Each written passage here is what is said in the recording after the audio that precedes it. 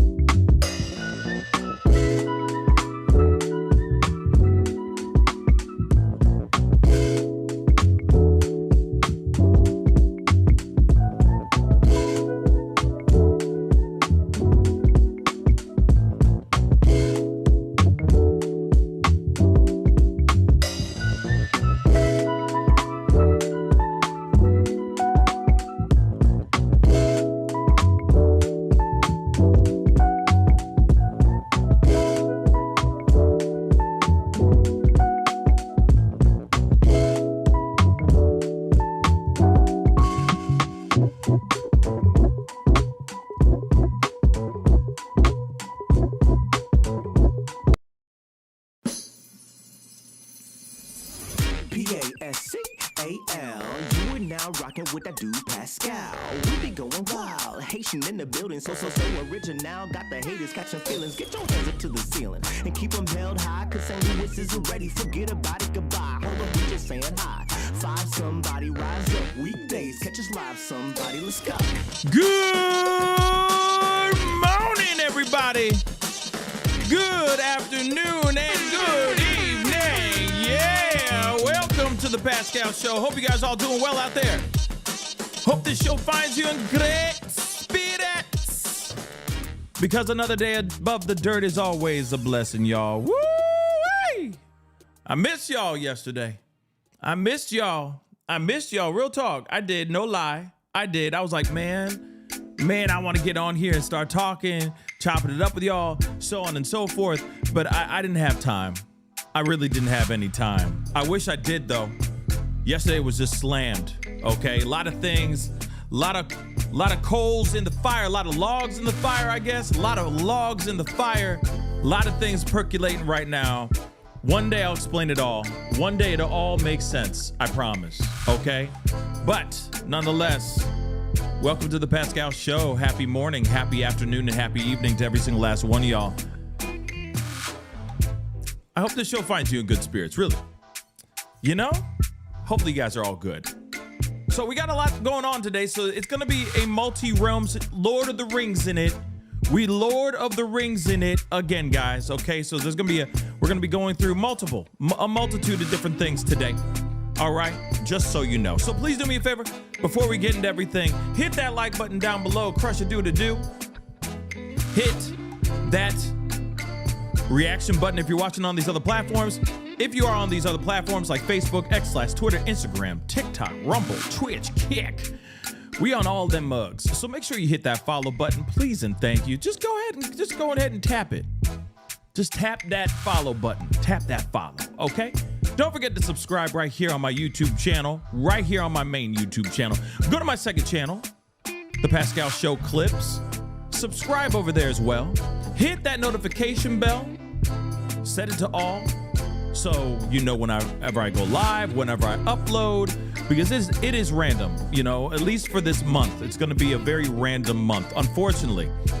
Like I said, a lot of things in the fire right now. So make sure you are subscribed and hit that notification bell and set it to all. Hit that join button down below. Become a member.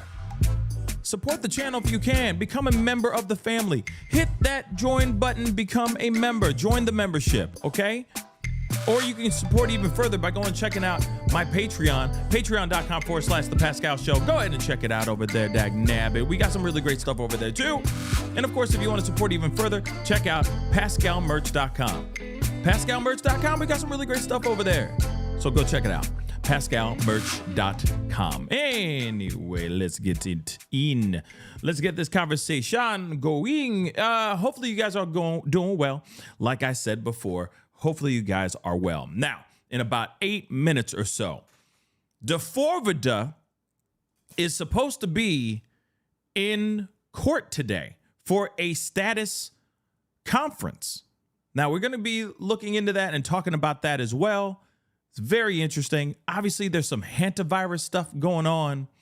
There's also a hearing going on with Epstein. Some Epstein victims are actually speaking out during a hearing revolving around the Epstein investigation. That's actually happening right now. So like I said, we're going to be hopping around to various things happening all simultaneously, if that makes any sense. And don't worry, Jane, you just said, what's a status conference? We're going to talk about that, okay? We are going to discuss that as well. But one thing is for sure, status conference is happening. We're going to be talking about that, all right? Is the Nanos conference happening today too?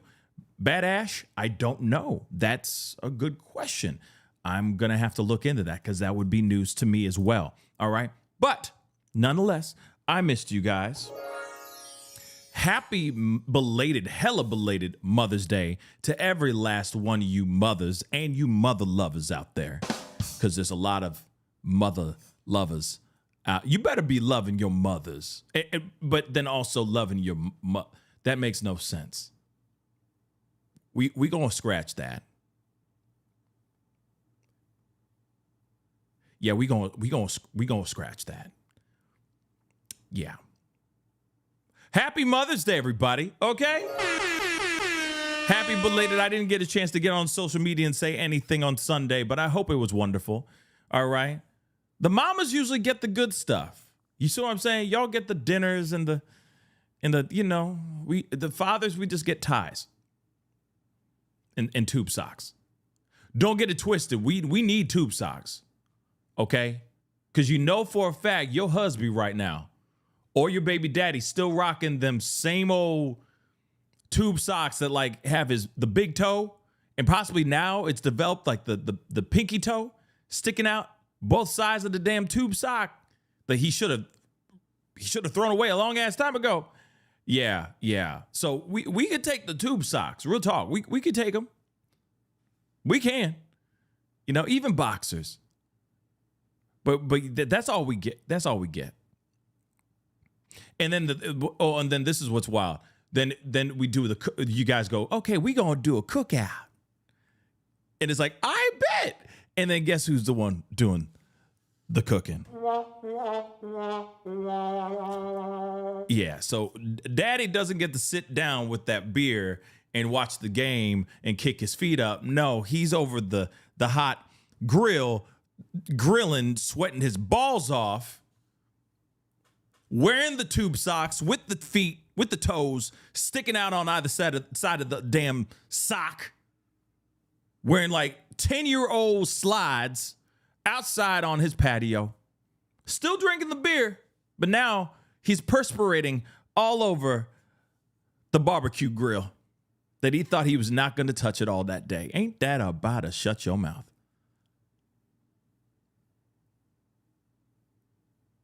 But in all seriousness, I hope you guys all enjoyed your Mother's Day, okay? And for those for the fellas out there that also wear the mama's hat, hopefully you enjoyed your Mother's Day too. I'm being real. You know? I'm just being real. Because there's a lot of parents out here that have to wear both hats. So, mamas, thank you so much for bringing all of us into the world. We love you. Without you, there would be no world. Okay? So thank you so very much. You guys are all incredible. Happy Mother's Day to you all. And to the dads who have to wear that hat too. Okay? Mad love to all y'all. Seriously. But we've got to get into this. We got some things we have got to get into. So let us have this conversation. Shall we? D4vd is back in town. No, he's back in court today for a status conference. Let's hear a little bit about this, shall we? Singer David is expected back in a downtown LA courtroom this morning. He's charged with murdering a teenage girl from Riverside County. KTLA 5's Aaron Myers live in downtown Los Angeles with the latest. Aaron, good morning. Good morning to you both. This is for a status conference, and a preliminary hearing is scheduled for later this month. David has pleaded not guilty to multiple charges, including first-degree murder in the death of Celeste Rivas Hernandez. We'll go ahead and get into some images from the last time the singer was in court. This was at the end of April. Cameras were not allowed in at the time. Now, the preliminary hearing was pushed back as the defense asked for more time to review all the evidence. Now, I'm still curious because a status conference, okay, is basically kind of like an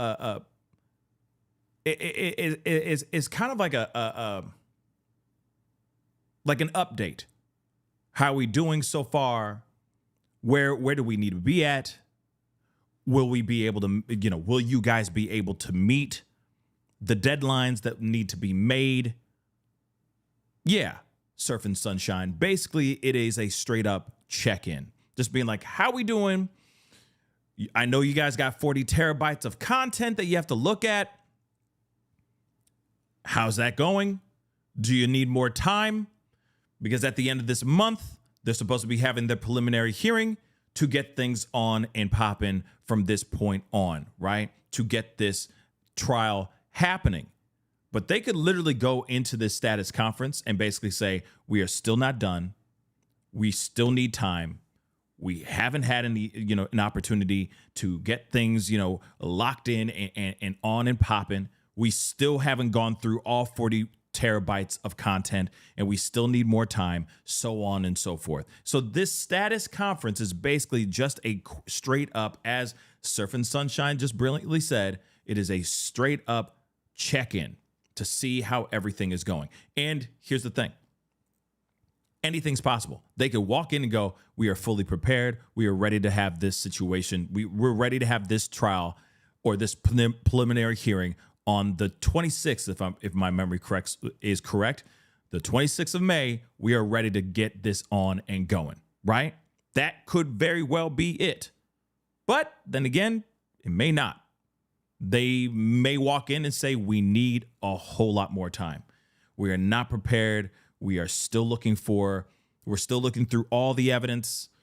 We've only gone through 10 terabytes of this stuff. We need more time, so on and so forth. And that is a very strong possibility.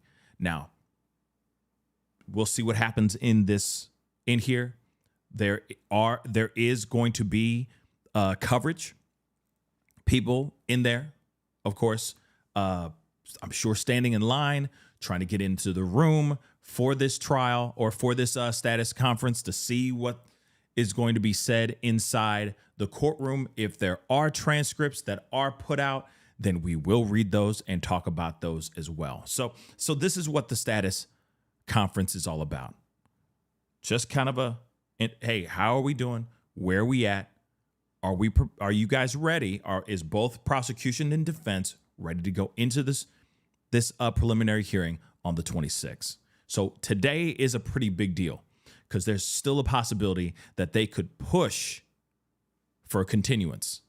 Then we might not see his muggly-ish face for a whole other month. That's a possibility here. So we'll see what happens. Let's continue. They also expressed their concerns over a tainted jury pool due to the media attention around the case. David, whose real name is David Burke, has pleaded not guilty to first-degree murder, sexual abuse of a child under the age of 14, and unlawful mutilation of human remains. There are also special circumstances allegations, including murder of a witness and murder for financial gain. Prosecutors allege that Burke killed 14-year-old Celeste Rivas Hernandez and later dismembered her body after she threatened to expose their illegal sexual relationship. Now, one thing is for sure. So where did it go?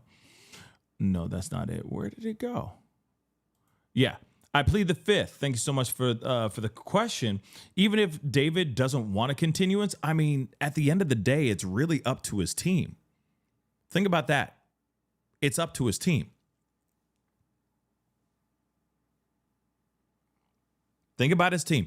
If his team is basically saying, like, we are not prepared, D4vd, you may act like you ready, but we ain't ready.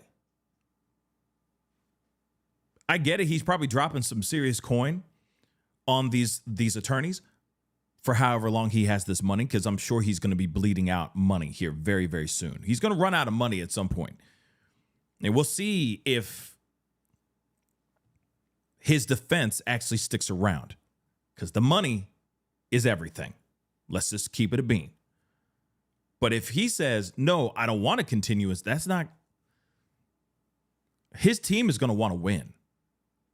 And if they're not fully prepared, they've probably already had this conversation. And I get it. He's the client.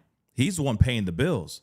So again, at the end of the day, they may listen to him, but that could also be a recipe for disaster, because they need to be prepared. They need to be prepared. So it's possible that they may have had, if he's like, no, I don't want to continue, let's go. I want to get the hell out of here. The sooner we go into trial, the sooner I can be exonerated and I can get back to my Fortnite and my Doritos and grooming littles online. I mean, that's possible that they might listen to him and be like, okay, you the boss. You want to continue? You don't want a continuance? You just want to get this thing moving? Fine, bet. But I also feel like there might be some pushback, because they're not going to want to lose this. You see what I'm saying? They're not going to want to lose this battle, this trial. But I mean, we'll see what happens today. You know, if it continues, and they, if it proceeds to the preliminary hearing on May 26th, yeah, this thing, shoot, then they had enough time to go through all the content, through everything that prosecution presented. We'll see. Saying text messages between the two revealed their sexual relationship, including explicit photographs of her that were found on his phone. The teen was last seen on April 23rd of 2025, when it's believed she went to the singer's home. Her remains were found in September of that year in the front trunk of a Tesla in a Hollywood tow yard. That car belonged to David. The medical examiner said Rivas Hernandez died of multiple penetrating injuries, ruling her death a homicide. A court filing saying that David had to silence the victim before she ruined his music career, and as she had threatened. Very soon after her arrival at his home, defendant stabbed the victim to death multiple times and stood by while she bled out. Court documents also allege the singer ordered 2 chainsaws, a body bag, and an inflatable pool on Amazon while using a fake name, saying fragments of that pool were found in cut wounds on the 14-year-old's body.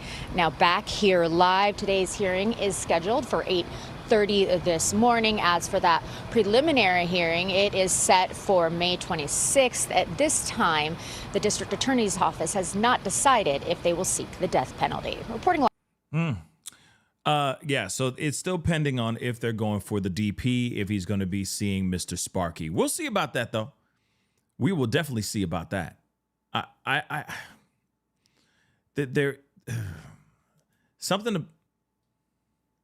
Something tells me that they may not go for the DP. But there's another part of me that's like, nah, they diabolical. Like, they're going to go for the DP. But I don't know. I mean, the crime itself is so grisly. The crime itself is so shocking and so messed up. I don't know. I'm having this inner dialogue, this inner battle within myself where I'm like, nah, they won't. But then there's another part of me that's like, nah, they probably will because of what he did, you know? And I guess I should put that in that's a weird poll to put up. But I might put up a poll just to be like, what y'all think? You know, do you think he should get the DP or not? I might do that as a poll. Just give me a second here, okay? But let's take a look at this. We got more.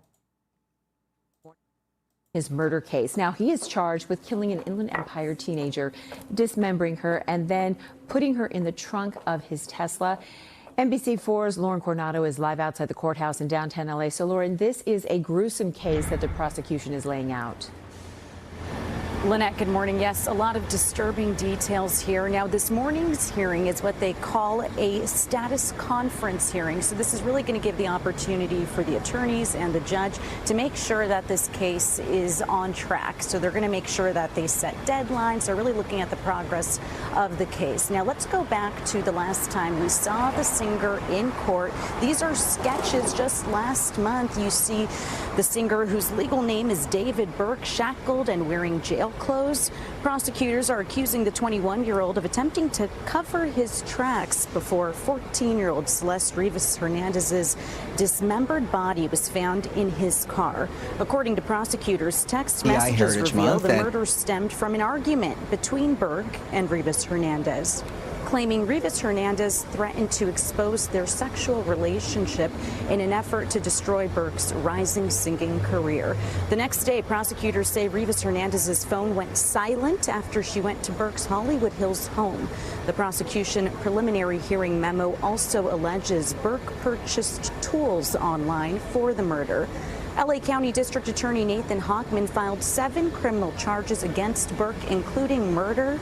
Burke has pleaded not guilty to the charges against him.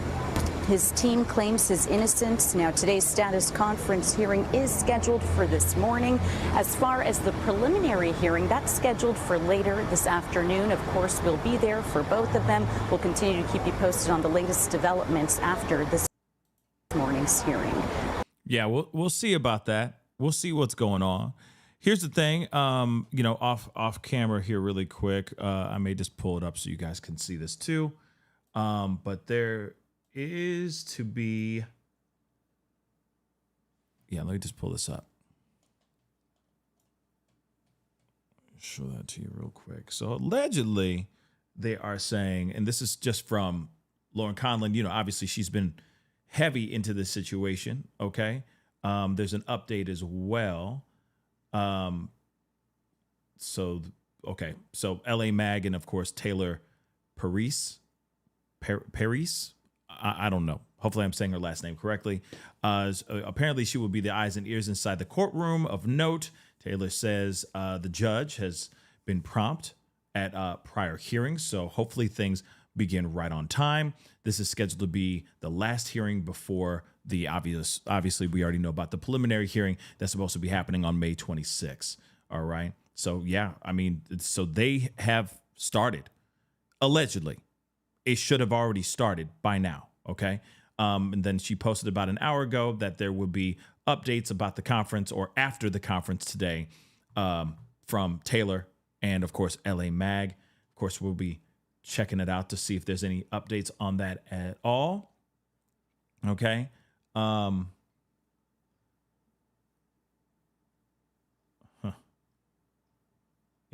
So, interesting.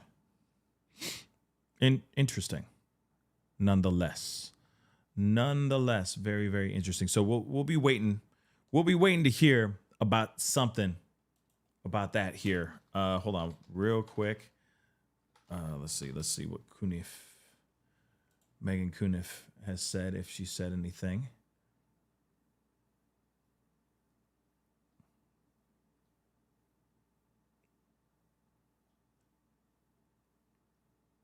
So far, nothing. But maybe she might be giving some updates about that here in the near future. Now, there is allegedly a press conference. Hold on.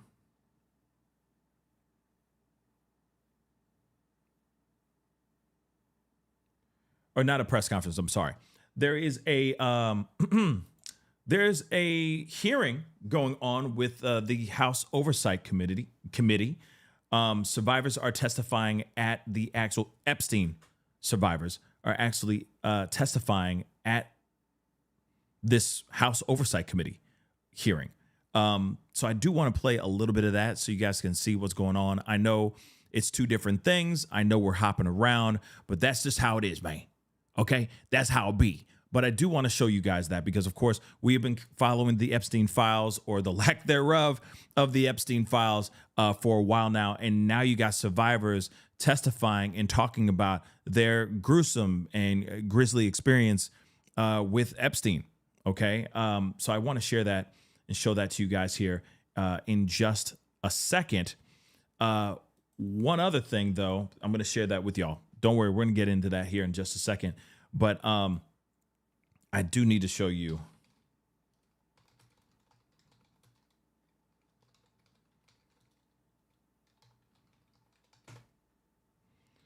I do want to share this with y'all here too, which is it's been an interesting 72 hours, guys. It's been really, really interesting.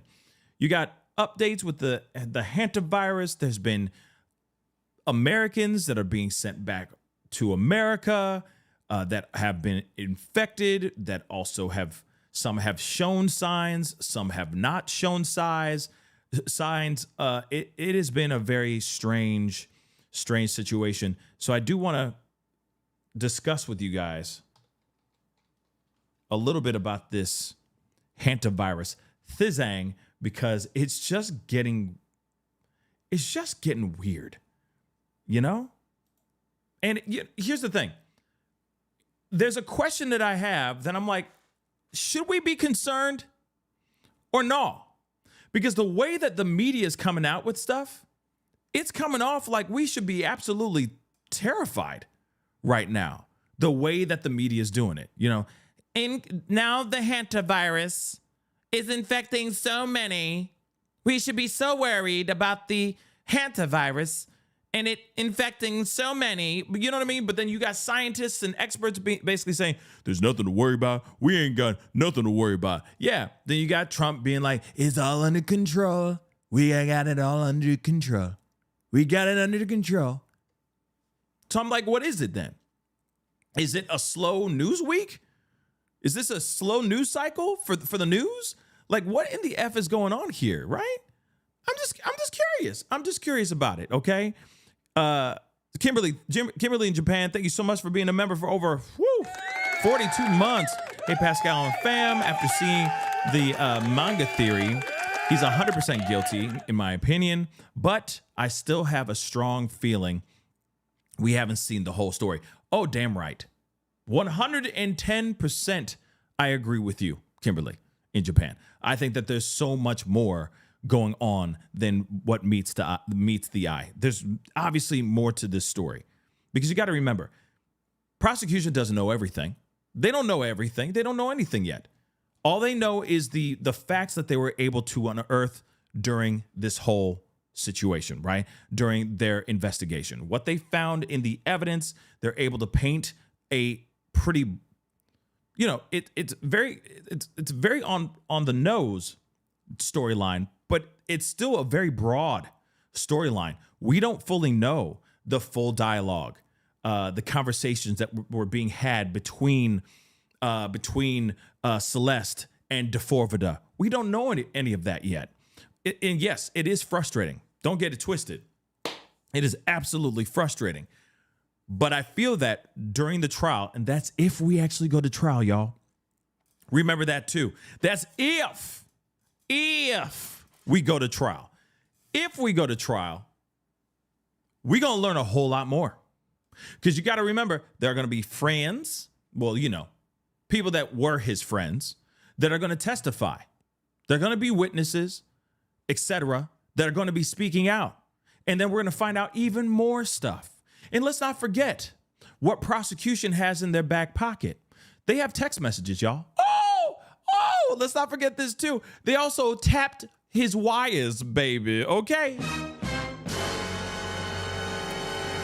They wiretapped that ass, okay? So they got audio of him probably saying something to somebody about a crime. You see what I'm saying? So you got all of that stacked on top, and then you're gonna hear the audio. You're gonna see the text messages that he had between himself and Celeste, and possibly the text messages and the audio that he had of conversations that he had with other people that may have known about this situation. They may be an accessory to this whole murder. You never know, right? To the hiding, etc. Wanda, thank you so much. Did you get the email about the another ship is sick? I heard about it, baby, but I did not see an email. But I'm gonna take a look when I get a second. Okay, let me cook. But I appreciate you, Wanda. Thank you so much for the first. I think that's the first super chat of the day. Thank you. Yes, love. Yes. There is love here. There is love. Yes. Thank you so much for the support. But here's the thing. Prosecution, but here's the other thing. The other side of it is this. What if prosecution ain't gotten a damn thing? What if they have a few breadcrumbs, but they don't have the whole slice of bread? What if they only have a few breadcrumbs, but they don't have the whole loaf of bread? That's possible too. They could present their stuff and be like, and that's what we got, Your Honor, and the members of the jury. And then D4vd's team goes up and says, so there's like some breadcrumbs, but there's just not the whole like loaf. So who's to say that it was somebody else that could have done this to Celeste? Defense rests, Your Honor. That could also happen too, guys, which would be diabolical. Them showing up and be like, yeah, sure. We see all these pieces. That's very possible. Sure, he had C-SAM on his phone, but that doesn't make him a murderer. You mean to tell me that he did all this? He's a black man. I'm kidding. He's black. Black people don't do this kind of diabolical things. They don't do this kind of stuff. Only white people do this stuff. Real quick, before you guys get mad and you try to clip this and turn it around to make it seem like I just said something racist. No, I'm quoting Jayoma, okay? The Gideon conversation debate that he had with Bruce Rivers, okay? Criminal lawyer. Bruce Rivers, before you get on bad, you're like, oh my God! No. Hold up. No, I'm quoting Jayoma. Okay, Jayoma basically said, well, D4vd couldn't have done this because he's black. So, maybe they use that as a defense. Can you imagine that? Ish? There's no way he could have done this because he's black. You know what? You want to know something really sad? Oh, you want to know something really, really sad? At some point in the history of justice, of litigation, some racist mother probably used that as an excuse in some way, shape, or form. And I'm not talking about them saying, there's no way he could have done that. He's black. They could have said the opposite. There's absolutely 110% a way he could have done that because he's black. Just a little reminder that racism did exist back in the day. In fact, they could have actually said, there's no way he could have done this. This is a very respectful, wealthy white man. White men don't do this. They don't run around and R people. It's preposterous to think that a white man, a Caucasian, a man from the Caucasus Mountains could do something like this. How dare you? Ladies and gentlemen of the jury, look at him. He is white. He is so white. He is practically translucent. There's no way on God's green earth that this white man could have done this. I'm just telling you right now, that probably happened in a courtroom at some point. Just think about that for a second, okay? I got to hit it again because that's probably true. Yeah, it's hogwash. It's hog water. Okay, if you missed the show a couple days, you don't know. You're missing all these callbacks. You're missing all these callbacks, okay? All these comedic callbacks. I'm sorry. This is why you need to keep up to date with the show. You feel me? So that you're not going, what is he talking about? I don't understand what he's talking about. Send. Why is he saying the racist stuff? Send. Jay Yoma. That's all I'm going to say. Gideon debate between Jay Yoma and Bruce Rivers. Go check it out. You can see it for yourself. But think about that, okay? A sobering thought. It's funny, but it may be true. It's true. Sorry, not sorry. Okay?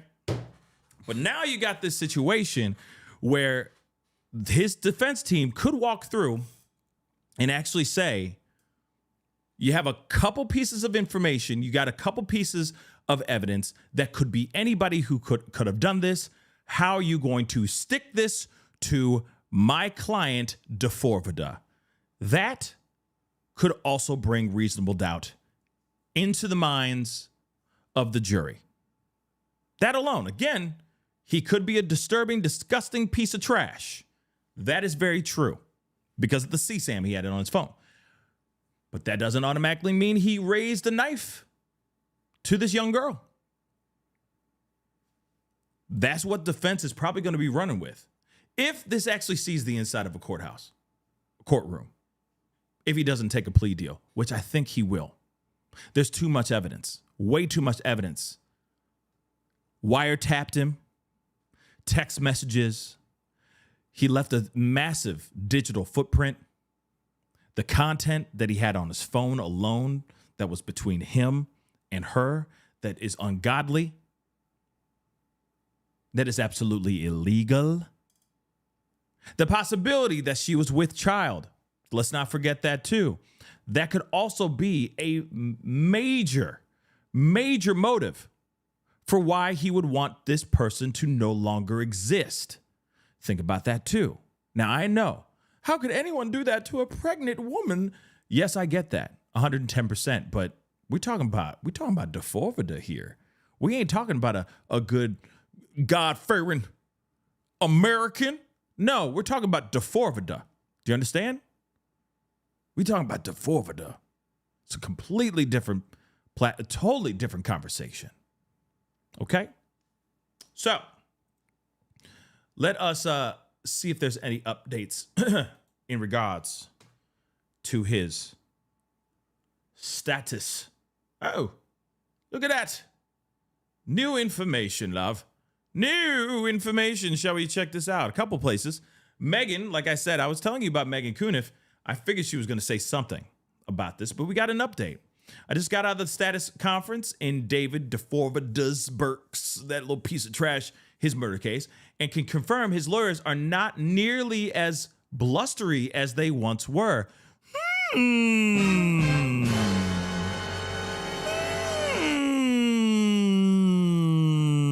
Interesting. They asked for the May 26th preliminary hearing to be delayed to June 29th. Oh. So Judge Olmedo agreed. So the status conference is now for June. Another status conference is going to be happening in June of the 17th. So you got another one. So they're going to do another status conference a few weeks before their actual already newly scheduled preliminary hearing to basically say, now are you guys ready to play? Are you ready to go tete-a-tete or no? Very interesting. Very, very interesting. Let's see here. Oh, so she got rid of that. Yeah, Rini just said this, and I agree. So much for them grandstanding and stating that they were ready from the jump. And that's true. They're like, yo, we can do this tomorrow. Let's go, bro. And then the prosecution's like, you want to go? You can go tomorrow? I bet. Let's go. And then what happened? What happened? They said, oh, wait, 40 terabytes of what? Oh, snap. What is this 40 terabytes of what? Son, you got that on you. You had that on your phone? On other devices too? I don't give a damn. 40 terabytes of CSAM. 40 terabytes of CSAM. The hell is wrong with you? Okay, we need time. We need a little bit of time, Your Honor, because we didn't expect 40 mother loving terabytes of content. So we ain't ready, Your Honor. We need more time. Would that be cool? Okay, 26th of May. We got it. Okay, status conference, bet on the we got you. Mother 40 terabytes. Yeah, we got you, sir. Your Honor, ma'am. Your Honor, we got you. And then what? 12th shows up. What happened? Still ain't ready. When they said they were ready to, we'll see you at 3 o'clock outside, baby. Right by the swings. Let's go, baby. Let's go. I'm going to make you go night-night. I'm ready. And they aren't. Ain't that interesting? I think we all knew this would happen, but maybe lower the bravado a bit. I agree as well. Now that they're seeing what the state has in discovery, they're rethinking their strategy. Yes. And I think that Blair Burke, no relation, obviously, right? They now are going, yeah, I don't think he's going to have them anytime soon. Mm-hmm. I think they're done. I think they're going to be out here soon. I said it. I don't give a damn. Okay? I think they're going to be done after this. They're going to be done.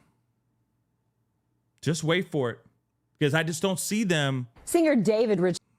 I don't see them sticking around to a losing battle. I just don't see them sticking around to a losing battle. Hold on. I'm just checking to see if...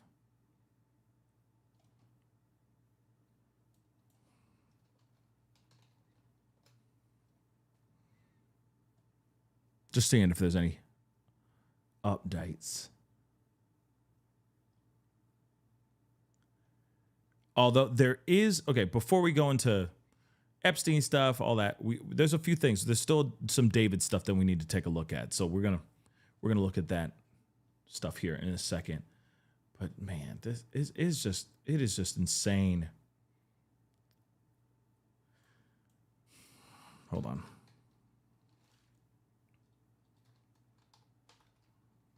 Don't forget to hit that like button down below, please, and thank you guys. That would be greatly, greatly appreciated. Let's see. Mark the Shark, I think, is outside too. Let's take a look. But Beth Silverman was like, we're ready, obviously. She was telling the judge. Okay, hold on. I'm going to roll this back a little bit, but shout out to Mark the Shark. He just came out of the hearing, okay, or the whatever, all right, out of the status conference. Clemmy, Clementine. Let me just say this. You said, what if he's innocent? Let me tell you something. There's no way on God's green earth he is innocent. There would have to be some sort of miracle to happen. There'd have to be a miracle to happen, guys, for him not to be the one who did this. It would have to be some wild turn, some wild twist in this case that completely in 110% exonerates him from doing any wrongdoing to this girl. And you're right. Somebody said pregnant girl. You're right. I said pregnant woman. My bad. Biologically, I guess you would say she's a woman, but at the same time, that's still a little girl. Okay? Still a little girl that could have been with child. Could have had a bun in the oven. Real talk. Okay? But let's take a listen to a little bit of what Mark the Shark said. Now, and I'll update the description and everything, but it got moved up. And I wrote some notes here. Yeah, they're not ready. But Beth Silverman was like, we're ready, obviously. She was telling the judge and, the whole court. So she's ready, man. She's like ready to go. But I guess because there's so many digital evidence that it's taken a while to upload. There you go. And so the 40 terabytes that they are uploading, the defense is saying that a realistic date is going to be on the 29th. So Beth Silverman wasn't happy about that. The prosecution, she wasn't happy about it. She was very like, you guys are the ones that wanted this quick. You guys are the ones that wanted a fast, speedy trial. And here we are. And now you guys are moving it. And now you're dragging ass. They're sitting there going like, we ready. We were ready yesterday. We got this. My client is innocent. And then now when you got all this content and all this information, all this evidence, all this discovery, now they're sitting there going, oh, damn. Okay, never mind. Whoops. We'd like to retract that, sir. Or, Your Honor. Our bad. We didn't know all about this. So can we roll it back real quick? Can we run it back real quick? And that's exactly what they're doing now. So I don't think that Blair Burke, my prediction is Blair Burke is not going to stay his lawyer for very long, but we'll see. And we're having to, our detectives have stuff to do. They have other cases. She's like, I have other cases. The court has other cases. And, they were just saying like, to get your shit together pretty much. So, let me see what else is there. Here's the other thing that really drives me crazy is when they use that excuse like, I have other cases too, Your Honor. You have other cases too, Your Honor, as well. And it's like, well, wait a second. You know that this was a high profile case that you decided to take on. If you can't handle the load, why did you take this on to yourself to be the represent the client that you have on a high profile case? If it was that situation, I'd be like, yo, let me see if I can get as many of these other cases off of my docket, off of my desk, so I can focus on this high profile case. But again, like I said, this is just me thinking this out loud. I'm not a lawyer, okay? I'm just a guy with a microphone.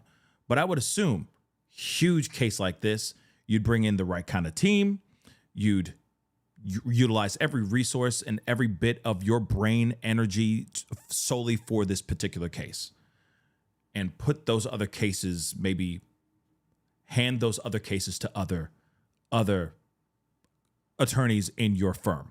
Just saying that out loud. But again, there are plenty of lawyers apparently that exist like Jayoma that will sit there and go, I could do this all myself.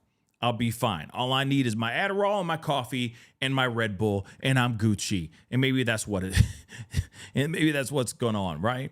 Now, just for those of y'all who are just getting in here, like Shakade, hopefully I'm saying that correct. Wasn't there a hearing scheduled for May 26th? Yes, but now it has been moved to June 29th. So there's going to be another preliminary or another status conference in mid-June, 2 weeks before their preliminary hearing. And we'll find out if they've had enough time to go through all of this information, right? All of the content, all of the discovery, so that they are properly vetted and they have a strong case ready to go for this trial. Let's continue. Yeah, so I guess their defense too hasn't gotten the witness statements, and they've been asking for other evidence like DNA that they haven't gotten. So there's a lot of stuff that they haven't got. So the DNA and witness testimony is what they haven't gotten. They're saying the defense's argument is, look, we don't know the picture of it. We don't know the story of what you guys are painting. We just have discovery. We have a lot of discovery, but we don't have witness testimony. And so that's what they were arguing is, Beth was there. David was there. David seemed to have like the same color or the same, hairstyle as last time. If you guys see my thumbnails, that's what he looked like. And he didn't seem worried. He seemed sane, like no, I don't know, man. I can't figure this guy out. He's just not, I don't know if it hasn't hit him yet or the severity of it. I mean, you got charges of dismemberment. You got charges of murder. You got charges of not kidnapping, being with a minor. I mean, you got some heavy charges. And he's just kind of, like it's another Monday morning or something, I don't know, man. It's just weird. Like there's really he's not animated. He wasn't as animated as he was the last time, but this time today he was just, I don't know, man. It's just like it's another day, and so I don't know, man, with this freaking guy. Let me see what others I got. So the other thing that's good too is that the prosecution was saying, look, we don't want to go around. We don't want to have the trial. We don't want it to go in circles, is what Beth Silverman was saying. We don't want it to go years and years because she's had this before. Beth Silverman, she's had cases where it's been years, and that's how it gets dragged along. And so Beth Silverman was like, look, we're ready. You guys wanted this. And so now you have it. We're uploading stuff. We're giving you guys what you guys are asking for, and you guys are wanting continuations. And so the judge clapped back and was like, look, I guarantee you this case is not going to go for years. She was like, we're not having that here. He's like, we're going to have this expedited because we want, and she's like, I like my court cases to be expedited in a timely manner. So she was like, that's not going to happen. This is not going to get dragged on for years. So I do like that she was like, thank God, get your shit together. And so, that's what it was today. It was pretty quick today. It was real quick. It was a status hearing, which, they come back and they say, where are you guys at? Right. And then the preliminary hearing was going to be later on the 26th of this month, but now it's been postponed now. It's been delayed. So let me see. David just said a few words. He just said yes, Your Honor, a couple times when they asked him if that was okay, like if for those dates, for the new dates of June 17th and the 29th. And he said, yes, Your Honor. That was it. But pretty much there wasn't anything else there. I heard some side conversation between Beth Silverman and the detectives, saying like, hey, we're ready. And the prosecution's argument too is like, hey, look, we got witnesses on the calendar that they had to change their schedule. The detective too, right? And her, Beth Silverman, she has other cases too. And so, that's the prosecution's argument too, is like, look, we are setting these dates that you guys are agreed to last time, and now we're postponing it. So yeah, Beth was pretty confident. She's always comes in confident, which I like too. The defense it always seems like the defense is like in the dark. It seems like the defense is like always trying to catch up, and then it's just, I mean, in a way, they are trying to catch up. Let's be real. Let's just talk about that for a second. First off, I'm really, really happy because, I don't want to take up all of Mark's live stream. So I definitely recommend you guys go check out Mark the Shark. Don't worry, I'm going to play a little bit more. We're not done listening, but I just want to make this abundantly clear. The defense is playing catch up. If you really think about it, that's exactly what they're doing. They're playing catch up. Yes, don't get me wrong. They are in for a very long haul. Okay. Yeah, he's cooked, BB Lee. Okay. He's toast. He's he's burnt to a crisp. He's charcoal at this point. Okay. He is screwed. But here's the thing. His defense still needs to have enough to present their client in the best way possible and present his case. Whether we think he's guilty or not, it is still innocent until proven guilty in a court of law, and he has a right to fight and put his case out there against what the prosecution has built up against him. Here's the thing. We already know the court of public opinion is basically watching a public lynching. Let's be real. We are watching him slowly, very, very slowly getting, walking towards the chair in real time. This is literally, we are watching that in real time. We know how screwed he is. We know how bad his situation is, but his team still has to present an argument. They still have to fight for him. That's what they're getting paid for. So of course they're playing catch up. If they're having issues trying to get as much information as they can from prosecution, if things are taking too long to upload online, so on and so forth, yeah, they're playing catch up. And that's the reason why they may look like Boo Boo the Fool right now. They may look a little sloppy because, again, like I said, they don't know. They don't know what prosecution has up their sleeves. That's why they're trying to get as much of the discovery as they can so they know what they have. They may not be giving them everything, but they're going to give them at least the evidence that they have, right? Then the curveballs and all the surprise moments will probably happen in trial if this ever does see the inside of a courtroom, like I said before. But for right now, yeah, they're playing catch up. Prosecution has had 7 months. They've had months to put this whole thing together. Defense, this is all still brand new. Sure, they talked a big game, which was very dumb of them to do, which is like, yo, we ready yesterday. Bring it on. See what I'm saying? But now that they're going, oh, damn, there's a lot of stuff. Oh, damn, there's so much content. I don't know. We need more time. So, yeah, they're going to be playing catch up until they finally have a status conference where they sit down and they say, you know what, ready. We're ready. We're now ready. And that could take some time.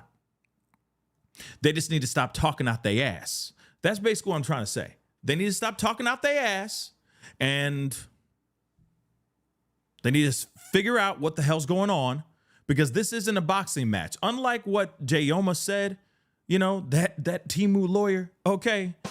Unlike what he said, yes, it is like a boxing match, but it's not a boxing match. You're not going up there being like, yo, we gonna destroy the prosecution. Get the evidence first, baby, before you start talking all this mess. Find out what they have in their corner before you just start coming out swinging when the bell hasn't even rung yet. You see what I'm saying? So again, let's see what happens. Let's see what happens. But he's cooked, baby. D4vd is roasted. He is done. David's just doesn't seem like it's like he's taking it serious, or he's Let me get this super chat here really quick. Quan, his defense will be just like Jay Yoma. Yeah, I'm just saying, man, if it's anything like Jay Yoma, oh my Lord, even I myself would turn to D4vd and go, run!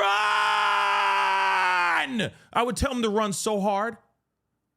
Man, and I already know he's screwed, but I'm like, damn, they're going to make it worse for you, baby. You know what I'm saying?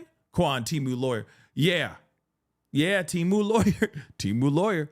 Thank you so much for the super chat.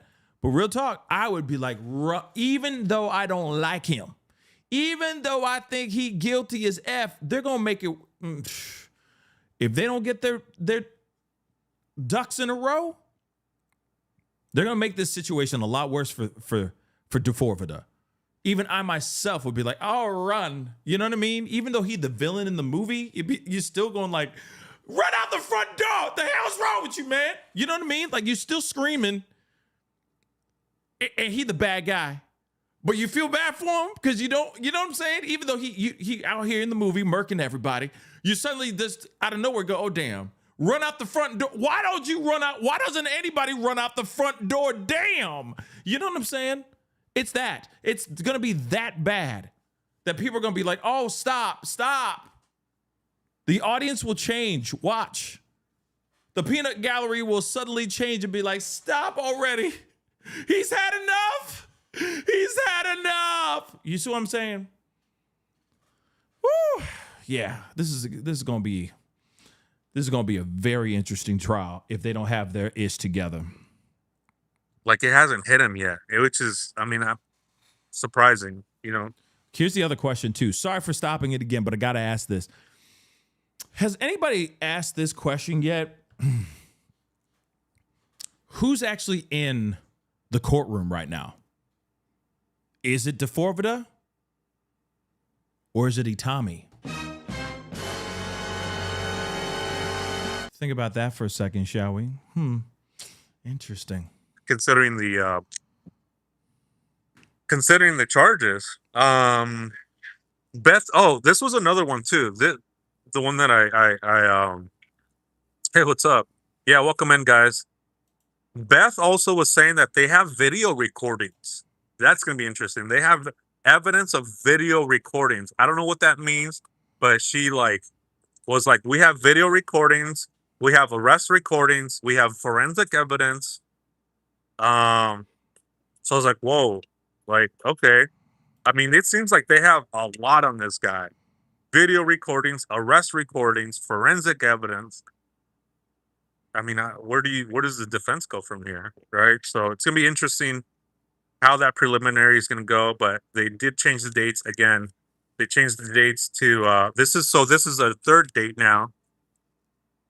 I don't know, man. If that's the case, I would not be surprised if there's something like that, he recorded the killings or something thereafter, before, during. That's gonna be huge. I don't know.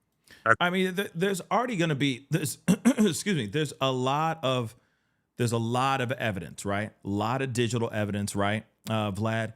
A lot of digital evidence, and it could be a multitude of different things. There could be recordings of the conversation. Shoot. You know what would be wild? I'm about to say something that we don't have proof of. I'm just throwing this out because he already is he's already done this before to a certain extent. So a part of me feels like he would be insane enough to do this because he's just a dark piece of trash. Okay, let me just say this. What if he recorded the actual conversation, the last conversation he had with her before he murdered her? Or what if he was recording the last few moments of her breathing, the last few moments of her life before she faded away? Recording it, either video or just audio, so that he can use that as content for his next album. I know that sounds insane, but remember, allegedly, her voice is in one of the songs. You hear her voice in one of the songs talking, right? So what are the possibilities? Quan, thank you so much for the love. I appreciate it. He's been at Itami the moment he did what he did to Celeste. They better not try to plead insanity based on multiple personality disorder. That's what I'm worried about too. My feeling is that they're gonna come out, Quan. You're reading my mind. My thought is that as they start to do more investigation, as they start to dive in, the defense, they start to dive in, they start to figure this guy out. They try to understand this whole Itami thing. They try to understand D4vd as D4vd, right? That maybe they're going to find out that he absolutely out of his damn mind and he done lost his marbles and that this is a split personality situation. That's the feeling I'm getting, that they're going to try to plead insanity at some point. We'd like to change our plea, sir. You know what I mean? Because they're not going to be able to get him off with not guilty, that he's innocent. I just don't think that. I really don't.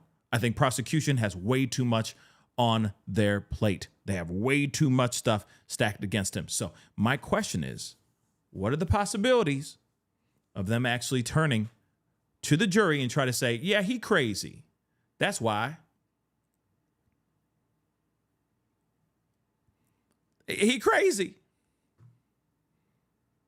And, you know, and they're going to say he's not guilty because of insanity.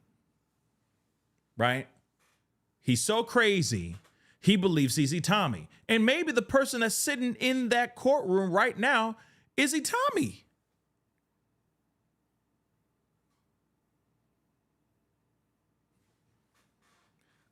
I'm just asking. Okay? Now, again, remember the content that he has. He has a lot of content. And it sounds like he was recording a lot of stuff. What are the chances of him actually recording that so he has his new romantic homicide part 2? You know what I mean? He's like, oh, this is going to be fire. I could use this content in the next track that I got, my next album. I'm just saying. Withered 2, whatever the hell it's going to be called.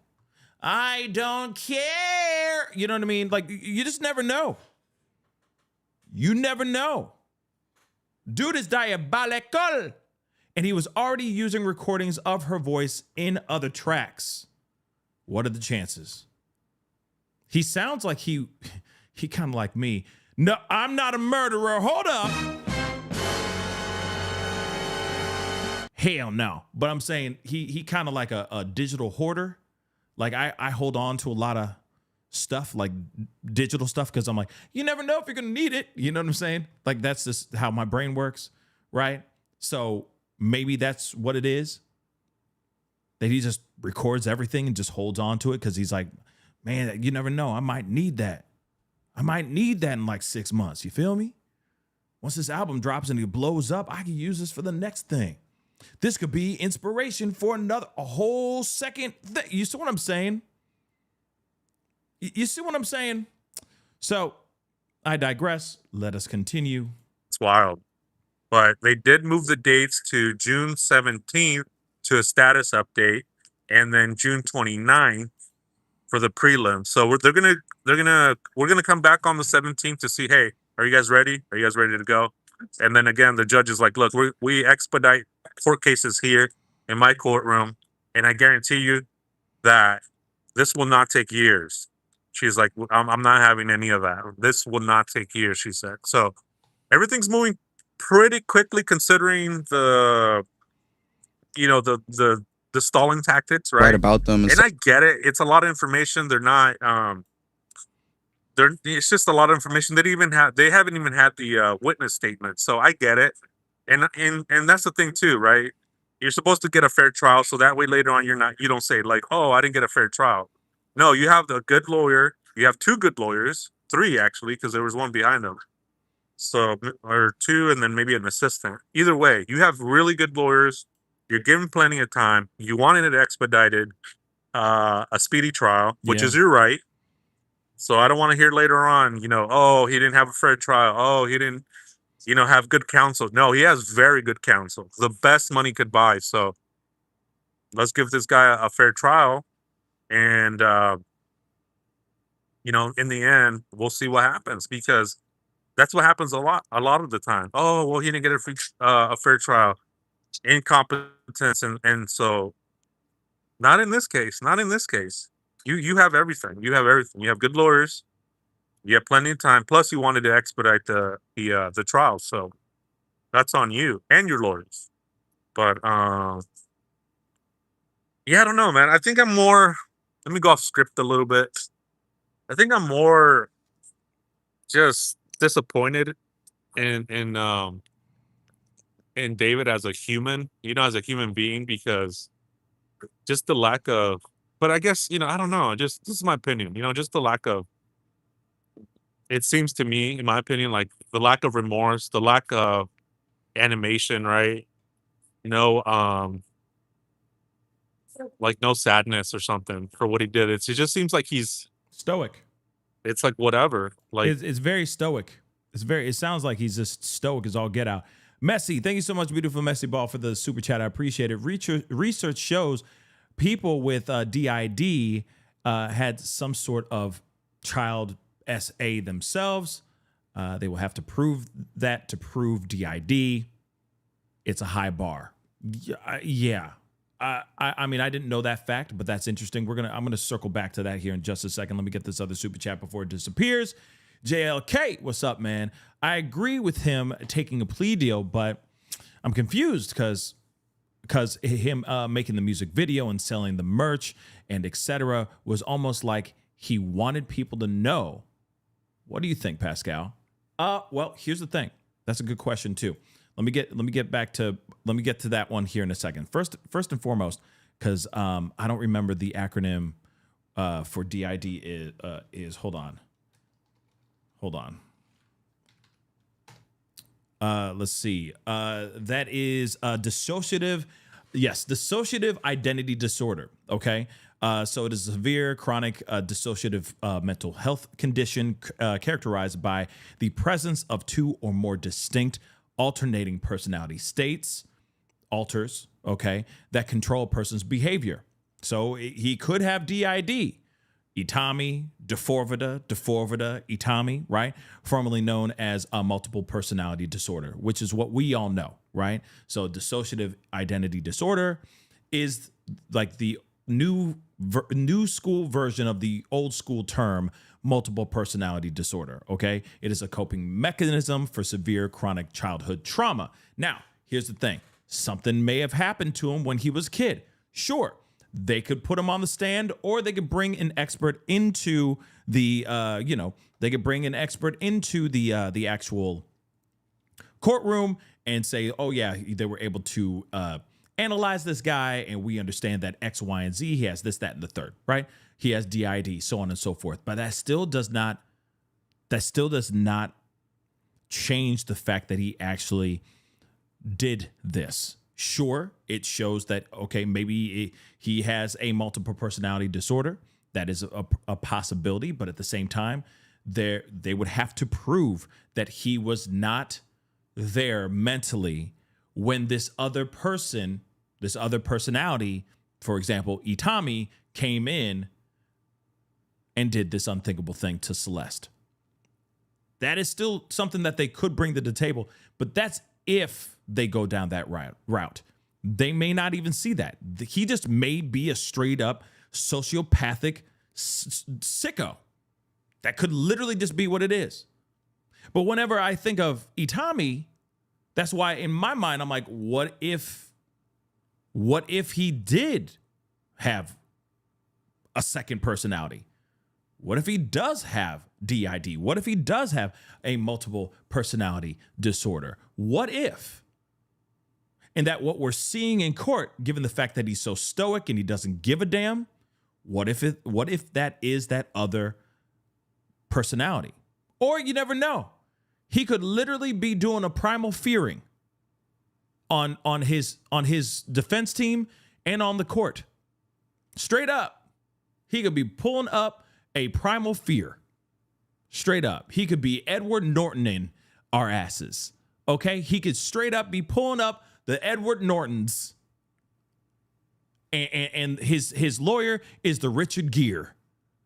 doing the primal fearing on all of us. That could possibly be it too. Acting like he doesn't give a damn, doesn't even know what's really going on. Completely stoic, all that stuff. Only to find out it was this one big act. Because he really did this. He doesn't have multiple personalities. He just made it up. So you never know. You never know. Okay? Yeah, he could have 50 personalities. We don't know. Okay? The ending is absolutely wild. Absolutely wild in Primal Fear. But like I said, that it just doesn't make sense that he would sit there. Because you remember, we heard about Diddy, right? Diddy's trial, Baby Oil, Astroglide. Remember all that? I drink your milkshake, I drink it up, right? A lot of spilt vanilla milkshakes, goo, okay? But everybody was talking about how animated he was, how reactive he was, how you could really read on his face that he was just pissed. He didn't want to be there, etc. Right? So what are the possibilities? Like, so it doesn't make sense that you have somebody like D4vd just like sitting there stoic. It's just weird. It's weird, you know? So again, how is just sitting there and just not acting like, not even like that or anything, looking kind of bored is weird. Kimberly in Japan, thank you so much for the love. I appreciate it. Maybe there's an Itami. Maybe there is an Itami. Don't know, but what if there was someone taking advantage of that? So many thoughts. You know, like triggering him to the point where Itami just comes out of nowhere. I don't know. I don't see. I don't know. Maybe Kimberly, but I it would be interesting if it was like Neo. You know what I mean? I call him Neon, but Neo came up and he was like, you know, I need Itami, and he's like, no, D4vd. I need Itami. No, stop! Ah! And he just suddenly forms into Itami out of nowhere. That'd be so weird. You know what I mean? This is when you start hearing thunder and lightning, you know, crashing in the background and a diabolical laugh as he morphs into this monster named Itami. I just don't see it. I don't know. No disrespect, Kimberly. I just don't see it. I need Itami. You know, I just don't. I don't see it like that. But maybe you never know. Anything's possible at this point. Anything's possible. Okay. Messi, thank you so much for love. Even if DID is proven and he's found not guilty, he's not going to be let off free. Sure, that's true. So not guilty by way of insanity for such crime is likely an indefinite sentence to mental institution. Absolutely. But, you know, I hear allegedly being in those types of facilities is a little bit easier than living in the slammer. You know, you don't have to worry about if you drop the soap, allegedly. So it's a little bit easier times, I guess. But you also do have very violent individuals locked up in those mental health institutions as well. So you're still looking over your shoulder for the most part, because you never know. That person could just get triggered because you're eating a bowl of cereal, you know? Like literally, somebody could snap, you know what I mean? Eating Cinnamon Toast Crunch and suddenly they just snap because of the cinnamon. You just never know. You just never know. So no matter what, it's still dangerous no matter where you go. It's just different. It's just different triggers. You know? So again, interesting. DID would be interesting for sure. You know, I mean for content. For for such people. Just a thought. Yeah, I mean, here it is, Kimberly. Hold on. Shoot. Hold on. Before I forget, where did it go? Yeah, I want to make sure I get that too, because JLK's comment I want to get to here too. Wanda, thank you so much. Gideon has a video about David and how he grew up. And honestly, we're about to look at that video here too. So we are, sit tight, Wanda. We're going to look at that here in just a second. But again, I just don't see no disrespect, Kimberly in Japan. Okay. I just don't see how somebody would come up to David and like trigger him to the point where he turns into Itami and then he attacks, this young girl. I think that it's always been that way. And I just think that he's just always had dark, sinister thoughts. Now, JLK put this up, this comment, and I wanted to make sure I showed this, okay? Yeah, snap, crackle, pop, Rice Krispies. Yeah, he would literally like lose his mind if he would, you know what I'm saying? You just never know somebody getting triggered. You just sitting there eating your bowl of cereal, just minding your damn business, okay? And suddenly the bee on the Honey Nut Cheerios box starts talking to him. And then suddenly out of nowhere, you got a plastic spork in your jugular. I'm just saying, you know what I mean? So he's in danger no matter where he goes. He may not be worried about dropping the soap, but he could be doing something else that could trigger the guy. You know what I mean? I'm just saying. Yeah, the bee from the mother-loving Honey Nut Cheerios cereal box having straight up conversations with another dude across the mess hall. I'm just saying. You never know. Now, JLK said this, and I want to repeat this again, okay? I agree with him making the plea deal, but I'm confused because him making the music video and selling merch and etc. was almost like he wanted people to know. What do you think, Pascal? Now, first off, let me say thank you so much for that question and for the super chat. Here's one thing is for sure. All the stuff that he did, as far as the music video, the merch, etc. Now, one thing I'm a little confused about is I thought the merch, like, first off, the music videos were already done before she lost her life. Now, the bloody shirts that he had, I thought that was before she lost her life. But I've been hearing that could have been after she lost her life as well. Hence the reason why people were asking, like, was that real blood on the clothes and all that, which it clearly wasn't. But there are people that are wondering if that is a thing. Now, when it comes to the music videos and the music, he was already writing and making those music videos way before she lost her life. Now, the other type of merch, yes, I guess done as we see Wicked Witch of the Midwest has said, that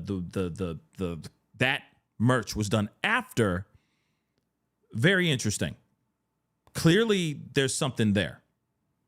But you also got to remember, it is on brand with what he was promoting.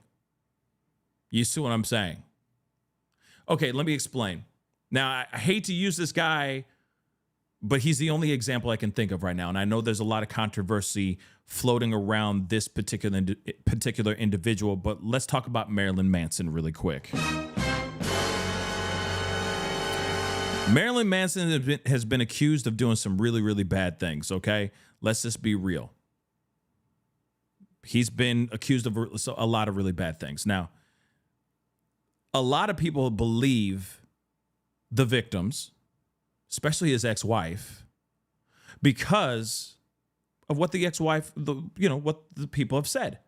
But there are also other people that believe those allegations solely because of how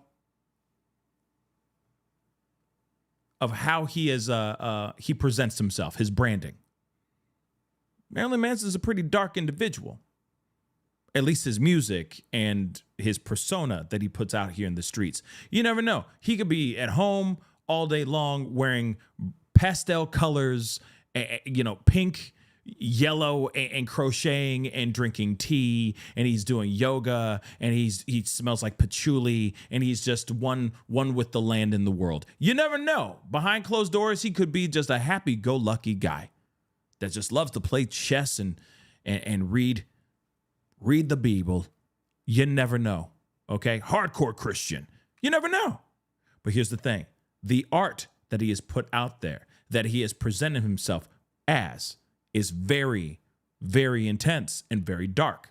So when these allegations come out about him, instantly people look at his art and instantly say, oh, he's a monster because we see it in the music. Here's the thing, though. Take that same situation and drag it over to D4vd. You got a dark artist, a very dark individual that's making fairly dark art. His music, one of the songs is called Romantic Homicide, for Christ's sakes. And now he is being looked at as the prime suspect of the murder of this 14-year-old girl. You look at the art, then you look at the look at the murder, and you instantly go, oh, they're all connected. But what if they ain't? What if the art is the art and what he did to her is what he did to her? What if he wrote these songs and then this situation was presented, this situation that he put himself in, goes down this route the way that it did? But while he was writing these songs, what if he wasn't fantasizing and glorifying the idea of unaliving somebody? Maybe he was just writing the music and writing the songs for the sake of writing the songs and writing the music because that was his art and that was his brand. But then when you got somebody who's going to be like, I'm going to destroy your life, I'm going to destroy your life for the PDF file that you are. He said, oh, I have no other choice but to attack her, which is insane. Which is insane and wrong and bad. And he shouldn't have done that. But and of course, he's going to pay for it here very soon. But think about that. You got a guy who's out here writing music. These songs were already written a long time, like a while ago. Sure, he was still having disturbing and disgusting relations with somebody he shouldn't have been having during that time. But it's not like he had murder on his mind in real life during that time when he wrote those songs. You see what I'm saying? You get what I'm saying? Now, again, you look at the other side. Maybe he was writing those songs with those fantasies and those needs and wants to happen in his mind, right? Maybe he was. Maybe in his mind, I'm like, yeah, I want, I can't, the idea of doing that would be awesome. You never know. We don't know. We don't know. But one thing is for sure, that's the situation of the likes of someone like Marilyn Manson. Shoot, any trap artists that are out here, okay, that make trap music, any of these individuals that are talking about, pulling out the heater and, clapping, do whatever.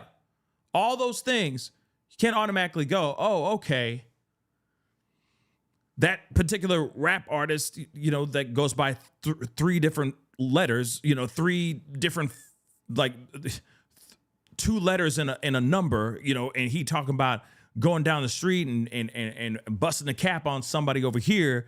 Oh, he must mean that in real life. Well, people would argue that that's art. It's fantasy. It's creative writing, for crying out loud. It's a very aggressive poem on a very aggressive beat. Think about that. You know what I'm saying? So again, you look at the D4vd situation, and you look at any of these other rap artists that are out here, okay, that have talked about anything that was violent. Does that mean that they're all wanting to go out here and bust a cap in somebody's booty hole? No. No, I don't think so. So again, do we separate the art okay, from the murder, or do we connect the two together? That's the question I think we all want to know. And I think what is making it so salacious, so shocking, is the fact that he wrote songs like Romantic Homicide and others. This isn't him being like a song like Happy, Sunshine Daydream, Lollipop Guild. You know what I'm saying? I'm so blessed. Jesus is the Lord. Like, it's like he's not rapping about happy-go-lucky music. So, or happy-go-lucky things. He's writing really dark-ish. So instantly you smash those two things together, everyone goes nuts. And it becomes even more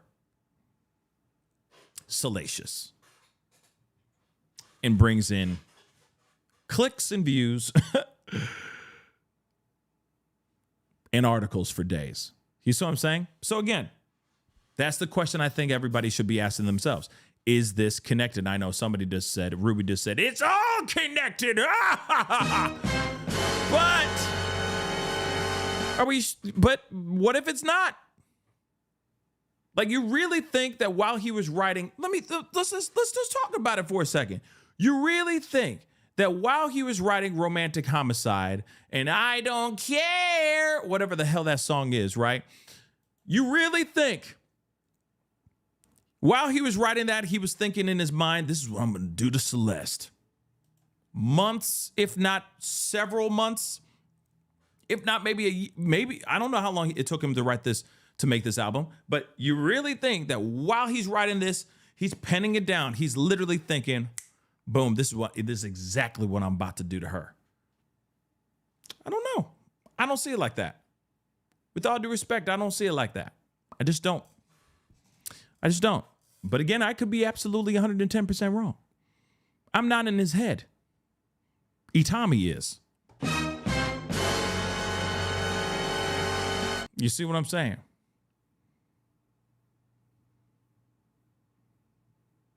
I'm just saying. Hold on, let me see some of these comments here. He also used a Celeste lookalike in his music videos and portrayed her as being murdered with stamps. And you got a point right there. You do have a point right there, Bad Ash. You do.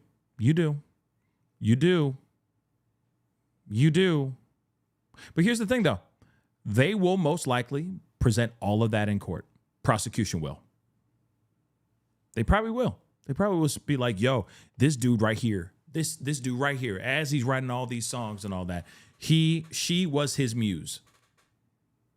And he probably thought about wanting to take her life several times. Oh, here's the other thing, too. Think about this, too. Who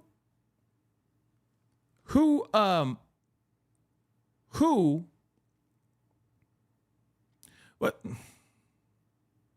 Sorry, I was reading I read a comment and it threw me off a little bit. But who would have, like, what are the chances of her threatening him multiple times? What are the chances of her being like, I am going, like, they were in a relationship for a good long time. What are the chances of them butting heads? And she's like, I am going to expose your whole ass. You're about to be in so much trouble. Your life, your career, and everything you've been building to this point will be worth nothing after I just talk. What if she said things before? It, like, really, the only time she said, I'm going to expose you, is the only time? That was the first and only time? What are the chances of her saying it in the past? And he just kept stringing her along because he didn't know what else to do.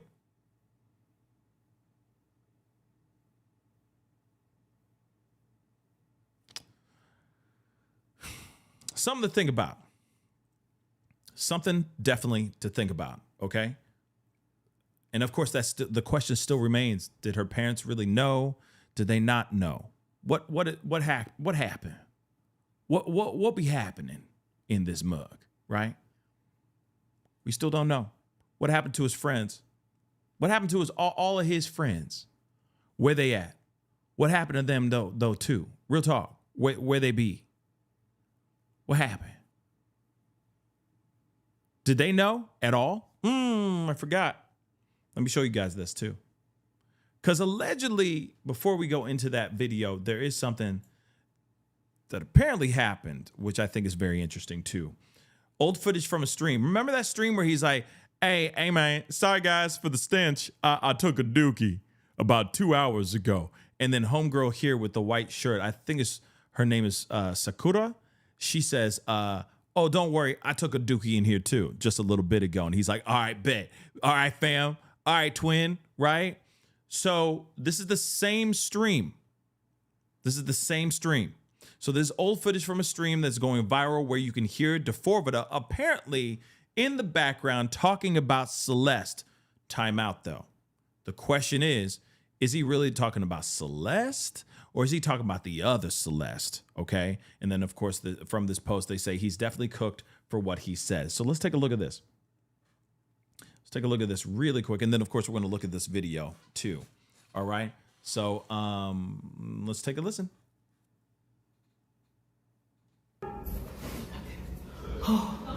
It's kind of giving Harley Quinn. Okay. Aw, cute.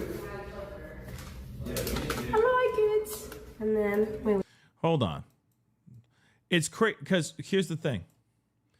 So another Celeste. Remember the Celeste that everybody's like, yo, is she a stand-in for Celeste Rivas, right? There's another Celeste that looks a lot like her that people are suspecting that he brought her in to kind of be a stand-in for for Celeste Rivas that is now currently missing as we speak. Okay, so let's continue. So apparently she says, "Tell me more about the other Celeste Rivas." Okay. Aw, cute. And then she says, "Yeah, you unalived her, killed her, right?" Not. Are we sure she said that? Roll that back. Oh, cute. I like it. And then, wait, we did this.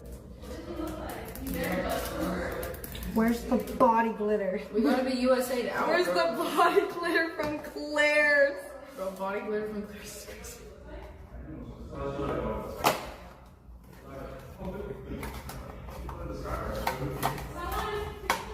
Okay, clear glitter or okay. See what I'm saying? So they're like, yo, please describe her. This is the other Celeste. Please describe her. He's like, oh, she's like, this other Celeste is like, what's she look like? And then Neo's like, I know. And then inaudible. Then David, D4vd, apparently laughs a little bit. He goes laughs. Then Neo says, allegedly they're saying curly hair. Then David says what they believe, describe her. Then other Celeste says, someone describe her, right? Describe her. Someone describe her. Okay, clear glitter or Okay, chat. I'm gonna show you guys my face makeup. for garbage. Can we pick one of these bags? Okay. I am I think we just do fully ready. Fully ready. Oh. Yes, sir. W face card. Oh, thanks, guys. Oh, I'm gonna put this on my legs. On your legs? Okay, let me see what it looks like once it's on you. Oh, you are glittery! Fire. Okay. Okay. You can't. No, I'm good. What the? So again, very interesting. So they say after this, it's very hard to hear anything or even get the idea of what they are talking about, still including it in case someone else can hear them clearer. To me, it doesn't sound like they were talking about unaliving someone. Okay, that's just what I think. I think that I honestly don't think that they would just be talking so loud and so carefree about unaliving a 14-year-old girl. That's just what I think. All right. Now, I don't know the dynamics of this situation. Corey, thank you so much for being a member for the past 16 months. I appreciate you. Good afternoon to you too, man. Okay. Yeah. So, but everybody, you know how it is. Everyone's dissecting every little bit of any live stream he's ever been in, okay, or has ever done himself. And everyone's analyzing the F out of this stuff. But let's take a listen to this last part. Probably. Be careful. Just David, be you need careful. to get bug spray. There's And then that part is crazy. Talking about Asia just said, you need bug spray. Why do you think that he needs bug spray, everybody? Why do you think he would need bug spray? Just be David, you careful. need to get bug spray. There's little spiders everywhere there. Oh, for real? Yeah, just cover the camera. Yeah, come on. No. No, well, not inside the hallways. No, it's not the whole. Okay, one sec, chat. We're just leaving. Crazy. You want to know why?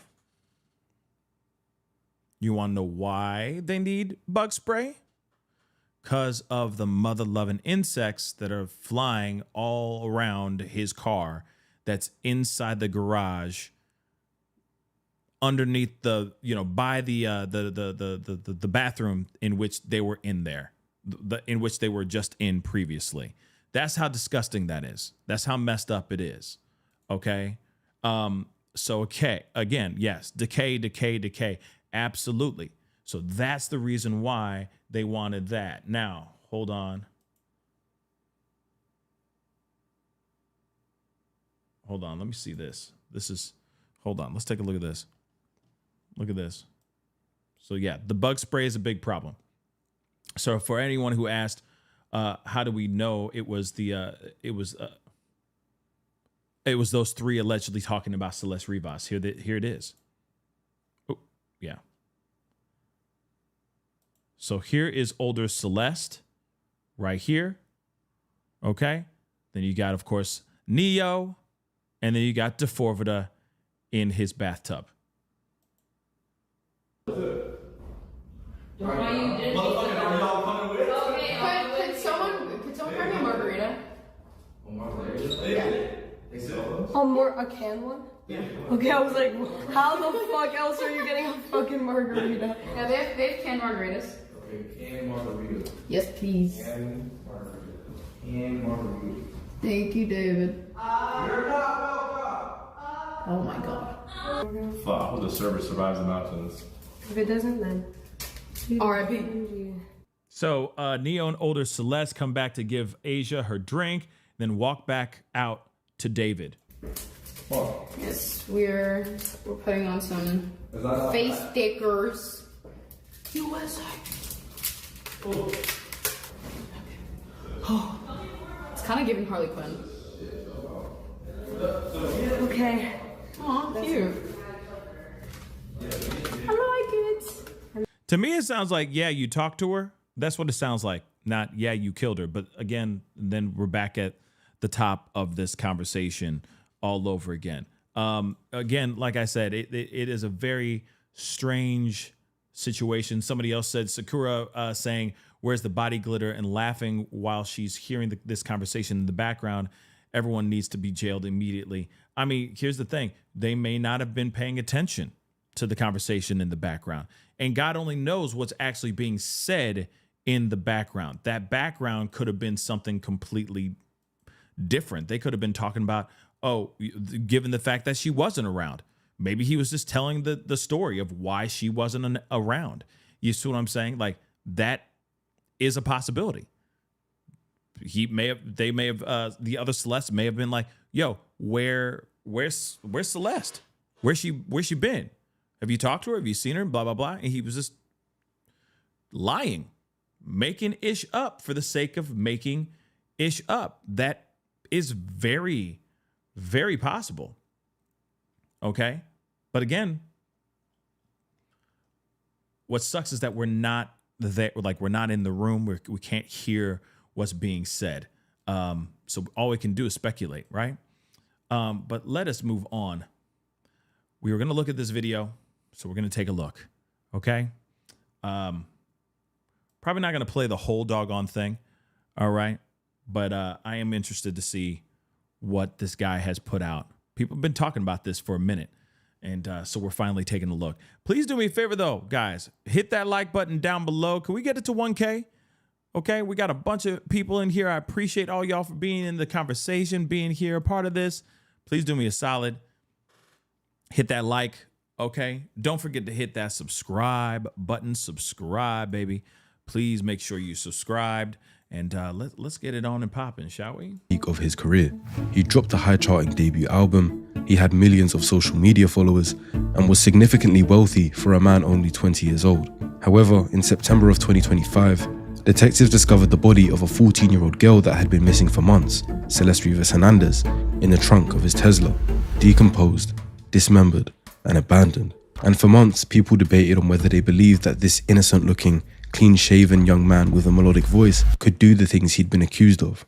But now that David has been arrested for murder, and the prosecution have documented their evidence, the likelihood that this was some sort of setup has been significantly reduced.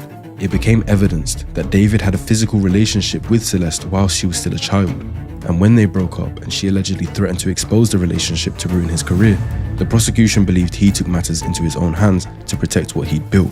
But when you Hold on. Kimberly in Japan, thank you so much for the love. I appreciate you. Thank you so much for gifting 5 new memberships. Welcome to the family. All 5 of you. Show some love to Kimberly by putting in some purple heart emojis or just heart emojis in the chat. That'd be greatly appreciated. Please pay it forward. That's the other question that's the other request I have. Pay it forward. We need a lot more love right now. What the world needs now is love. Sweet love. So please pay it forward. Open the door for somebody, buy somebody a cup of coffee, whatever. Call your mama. Okay, I know it was Mother's Day the other day. You're like, I already called my mom I already did my motherly duties for the month. No, call them again. Or call your daddy too, damn. Okay, daddies don't get much love. Show some love. Show some love to the daddies. Call the daddy. Okay, I mean, if you can. If you can't, then call your mama. But just pay it forward, okay? That's all I'm saying. Simple little things. Add the context that he made music constantly that included themes of blood, violence, and a romance that ends in tragedy. It's caused a lot of people to suspect that this outcome was something David always wanted. However, I'm not here to discuss theory and conspiracy. I'm here to clinically answer 2 main overarching questions. How did David's life engineer him to become someone capable of potentially murdering and dismembering a child? And if he did, then what mental mechanisms allowed him to carry on with life after the fact, knowing the body of the girl he was once intimate with was decomposing in his car? It's easy to just label him as pure evil and move on, but as a student of psychology, I find it crucial that we understand what happened to him in childhood, what were the warning signs, and figure out the why that surely exists in this story. Well, okay, I'm going to be really honest, okay? Why can't it just be that he is just straight up evil and that's it? Now, I get it. You want to understand like the breakdown of his brain and how he thinks and why he did what he did and all that. And I agree 110% to get a better understanding, getting closer to understanding what kind of diabolical monster this guy is. But at the same time, why can't we just look at this as he just a little evil piece of trash and that's it? Like with Coco, I call him Coco, but Brian Koberger, okay, I call him Coco. Why can't we just look at him and be like, that is just an evil piece of trash that just wanted to see if he can get away with it? Little incel, socially awkward piece of trash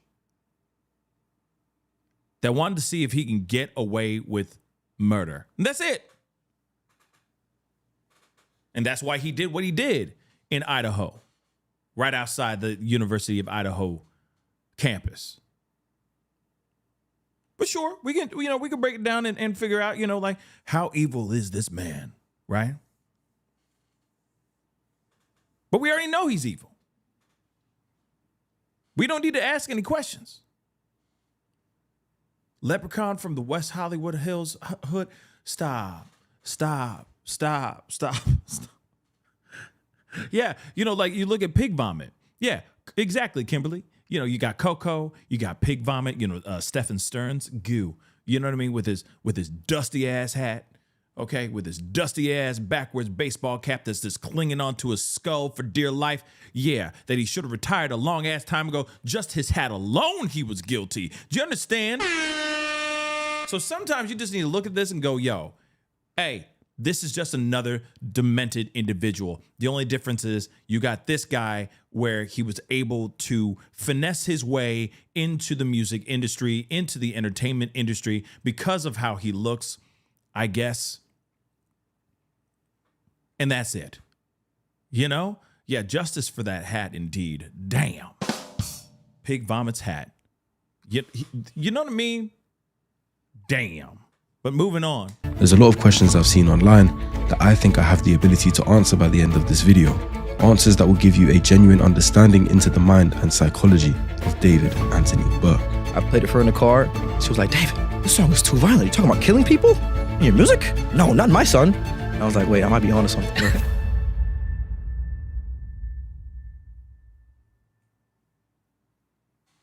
Let's start from the beginning. So, you're a New Yorker. New Yorker. Queens, New York. What are your parents like? Are they musicians? Not at all. My dad is a litigator for a law firm. My mother was a teacher. She doesn't do it anymore, but she does notary now. Hold up. That's something I wanted to play because I've seen most of this video already. But here it is. He just said, what did he just say? Litigator for a law firm. My mother was a teacher. She doesn't do it anymore, but she does notary now.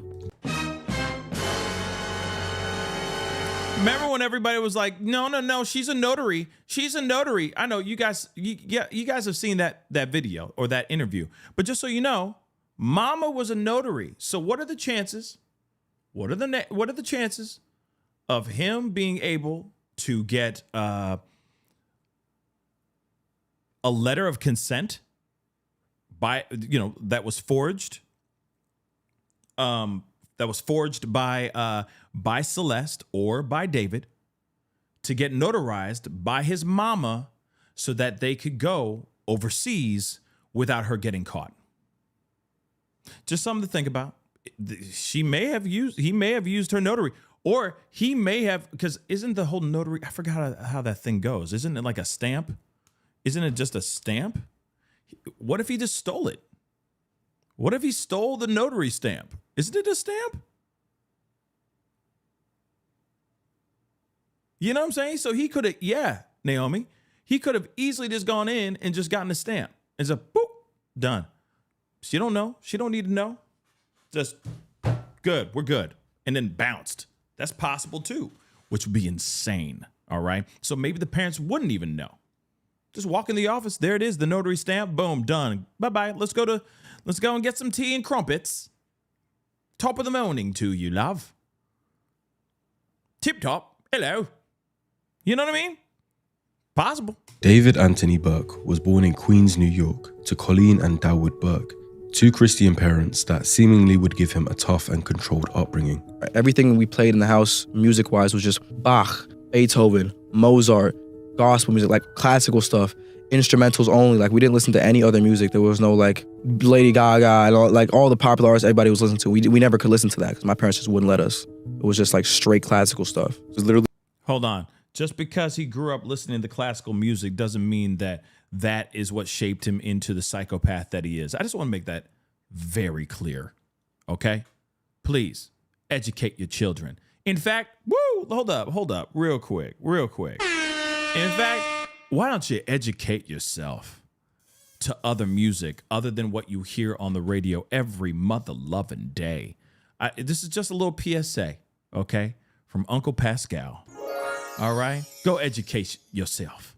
Open your brains up to other music. You may be thinking, this so film, listen to classical music. No, classical music is fire. Give it a second. And in fact, it makes you smarter, baby. It does. Listen to some classical music. It calms you down. It keeps you focused. There's so many amazing things about classical music.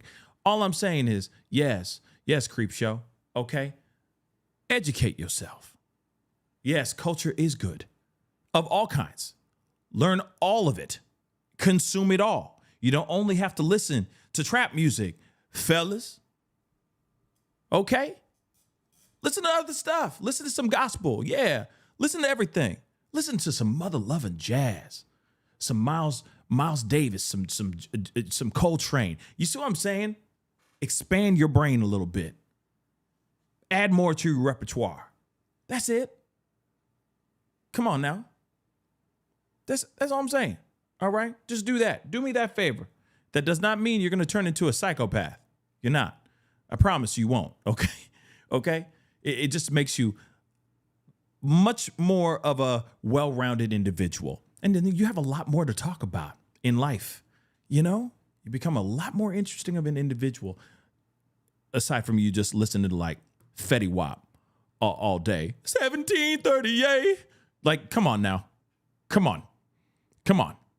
You know? Or Metallica. The memory remains. Like, come on, guys.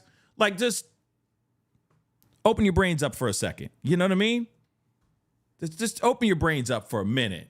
Damn it. Nothing. It was all gospel and like classical, Mozart, Bach, like all that kind of stuff. Because my parents wanted me to be really smart. They never like talked about college or anything like that, but they always wanted me to be very intellectual, very put together, have an idea of what I'm doing, but they never like listened to music like that at all. Trying to control what your kids listen to and the content they consume isn't necessarily harmful in and of itself.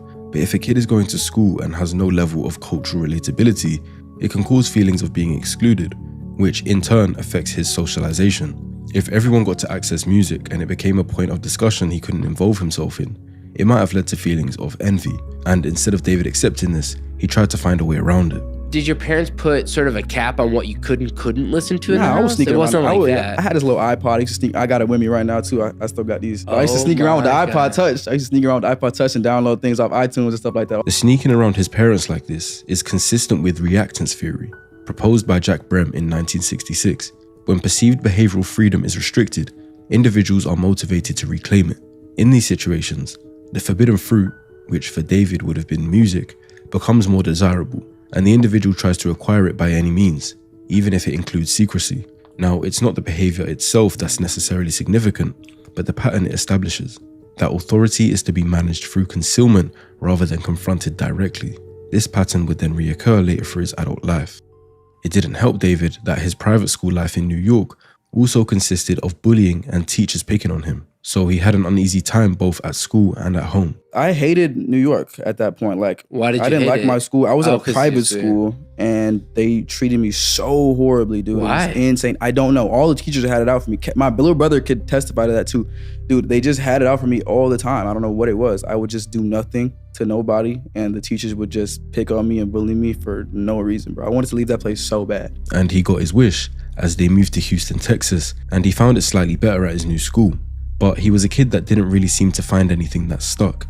His parents tried to get him into music, but it wasn't stimulating enough for him at that time.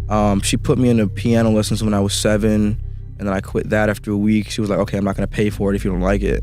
Quit that. She put me in a church choir when I was 8. Quit that. And then I was in middle school band. When I was in 7th grade, I played the flute and I quit that. But he never developed into a conventionally social child. He describes himself as a people watcher rather than a member of a friend group, sitting apart in cafeteria settings and constructing fictional narratives around classmates that they were unaware of. At school, before I was homeschooled, like middle school, elementary, I would look at these kids, like at cafeteria, at lunch was like my playground, like my brain's playground. Like there's so many different kids and they're all doing something different. I would just sit there and I'm a people watcher. I would just inspect them and like write about them and stuff like that. And I kind of brought these characters to life that were inspired by my classmates. So every time I would write like a short story, I'd have these different classmates in these stories and they would never know. It's like different names and everything, but they were inspired by my classmates. This preference to observe people and create these stories was an early marker that he had a natural tendency to see people as subjects for analysis rather than reciprocal social partners. Combined with his bullying in New York, it suggests he felt more inclined to exist on the edge of social bubbles rather than in them, present but not integrated, watching but not connecting. He says he began writing poetry in the 5th grade and pursued anime, gaming, and creative fiction from a young age. Yeah, ever since I was young, I really just liked anime, gaming, and poetry. That's it. I remember reading my first manga when I was in 5th grade. Dragon Ball, Tokyo Ghoul, and see these fantasy characters with powers and all that. That weren't superheroes, and that inspired me to start writing and write my own stories about them. But just in case his parents couldn't give him any more reason to resent them, they took him out of public school, the only place he was getting any sort of socialization, the place where he was letting his imagination run wild. You know what I notice? This is something I've noticed with, and this is gonna F it, but it's something I've noticed, like when it comes to this new, the generation that he's like kind of coming from, even the younger ones too. Like it's a vibe that I've been seeing lately, where you see these kids not having the desire for human connection, that they get their human connection through the devices that they have in their hands or that they have in their rooms. It's less about connecting with people in a person-to-person type of vibe. It's more of a, well, I'd rather just be talking to my buddies online and playing video games, and I can kind of escape from the issues that I have in the real world and go into this digital world and just live there. And I see that more and more than ever with kids nowadays, that you see these kids, playing video games till, 1, 2 o'clock in the morning, taking very little sleep, getting up, going to school, and all the while, all they're thinking about is how soon they can get back home so they can get back on that computer or on that video console and play their video games till 2 o'clock in the morning and do it all over again. It's interesting, and it's the same kids I've seen where, you sit down and you're trying to have dinner with them and you can't even have a full conversation. You're not even getting full sentences out of your kids because the kids, they're either stuck on their phones, kind of like this. They're stuck on their phones and they're shoving food down their throat so they can go run back in their room so they can keep playing their video games, right? Or keep tinkering on their phones. You see what I'm saying? It's a weird world that we're living in now. It's a weird time. And I think a lot of these kids developed these habits during that lockdown. That lockdown did not help at all for the kids that you were trying to get out on the streets, trying to get not on the streets, but out to go touch grass and get involved in sports and all that. That made it worse. They doubled down even more on the consumption of those video games and movies or whatever the heck they're doing in those rooms. You see what I'm saying? So it's just very interesting, right? It's very, very interesting that this all is kind of happening around that same time. And don't get me wrong, there's nothing wrong, with a kid being able to, maybe they're an artist or something like that, and their creativity is all like in that room. Sure, fine, I get that, but at the same time, at some point, it starts to rot. The brain. It starts to have some sort of negative reaction to their psyche, and maybe this is where it all went down. Him just being locked up at home. I think he was homeschooled for a while as well.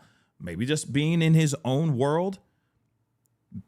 The world that he created in his mind is what he created, turned into real life. Like he might be just a successful incel. I hate to say it like that, but what if he is a successful incel? Think about that for a second. What if that's the case, right?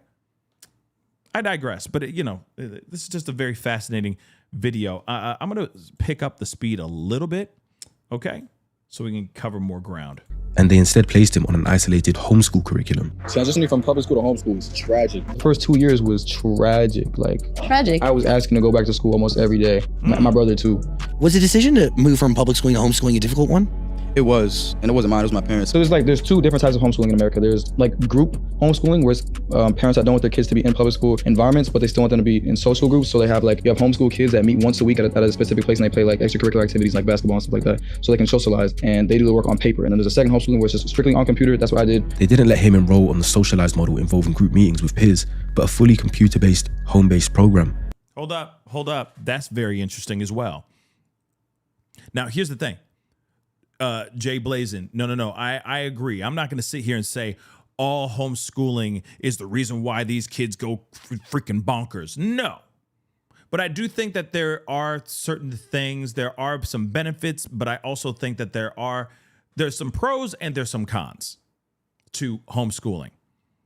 If your kid was not good with social, it was not a very social butterfly, was not a very sociable human being, and then you put them in homeschooling, it's only going to make the situation worse as far as them being shoved out into the world to just be humans and deal with social interactions. It's only going to make it worse. That's something that I've just seen through other people that have raised their children through homeschooling, because it'll be like, oh, they're getting bullied too much at school. They're not picking up the social clues. Therefore, we should just let them go to school at home. Let's just do some homeschooling. But then they're there for 4 years. Then they finally go back out into the real world, and they need to play catch up because they're not fully up to, they're not fully matured in the world of social interaction. I'm not sitting here saying that homeschooling is bad. I'm not saying homeschooling is good. I'm just saying there's pros and cons to it, right? And then if you have somebody that was getting made fun of, bullied, etc. at school, and then you take them from that, on top of that, you got the kids who are saying, please do not put me in homeschooling, and you still do anyway. It's almost like you're putting the kids in prison. You know what I'm saying?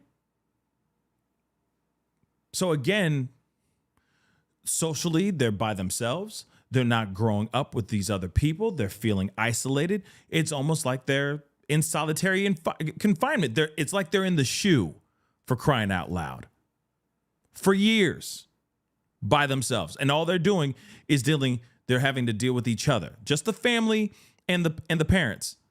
Just the family and, the siblings and the parents. And that's it. You see what I'm saying? Like, again, this could, that could do some damage. It has the potential of doing some serious damage on kids, especially if they're in a place where, you know what I'm saying? If they're already in a place mentally, it could augment that issue even more, or the issue may go away. So maybe that's the situation. I'm not going to sit here and say, because he was homeschooled, that's the reason why. This is the reason why he is the way he is. But I feel like it could have spiced things up a little bit mentally. And I mean that in not a great way.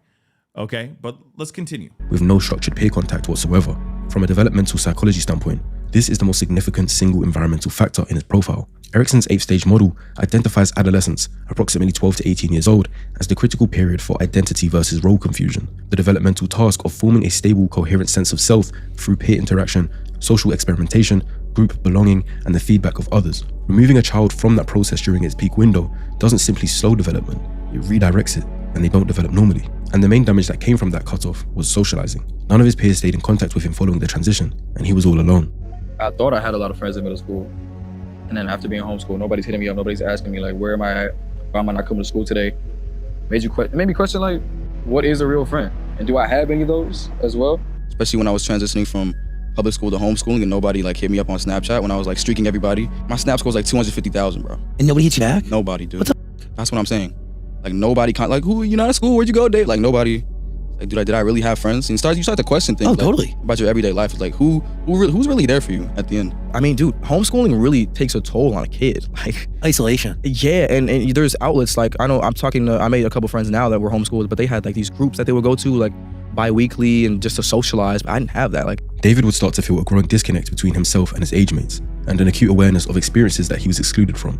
I've gone through his TikTok, and this was clearly what hit him hardest. He was emotional seeing homeschool proposals. He has another post titled, What It Felt Like to Be a Homeschool Teen, and I won't play the audio for copyright reasons, but the lyrics go, everybody's falling in love and I'm falling behind, as he visibly shows his frustration at that fact. He missed out on having high school relationships, but had to watch everyone else get to have one through Snapchat. His former peers got to post relationship quotes and pictures with their partner, whilst he stayed at home, unable to do anything but watch. As the caption says, homeschool and being on social media 24/7 was not a good mix. In another post, he says his superpower is never being able to express my feelings properly because I was homeschooled and had no social life for 5 years. And on another, he says, I was homeschooled all my life. I never got to experience any school dances. When adolescents are denied normal peer socialization, the need for connection and belonging doesn't disappear. It finds alternative channels. In David's case, that channel was the internet, specifically Fortnite, YouTube, Discord, TikTok, and eventually music.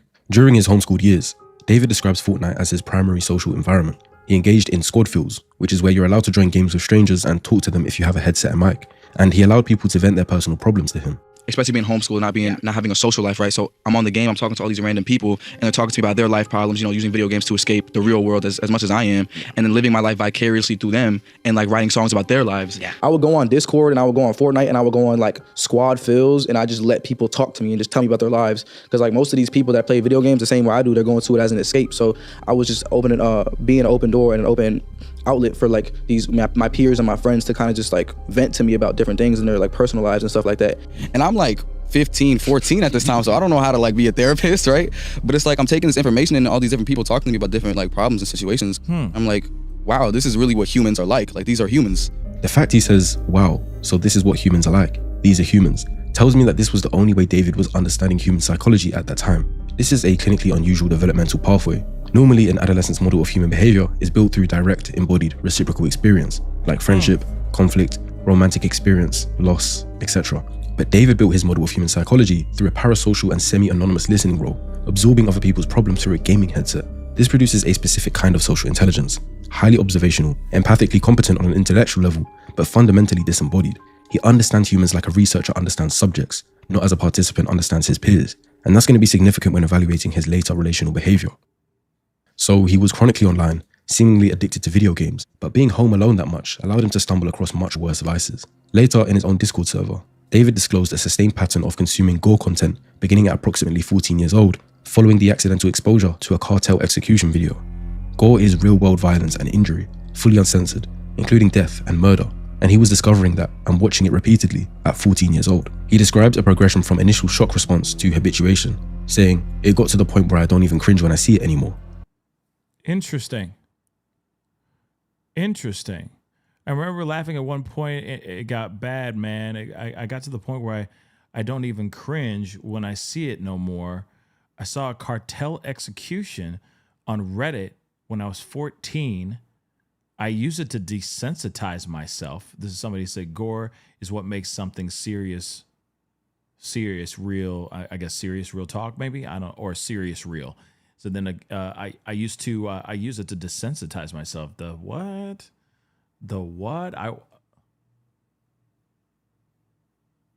Something watch goes to disconnect the part of my brain that feels empathy to the wrong things. What? Yeah, Lee. That's pretty insane.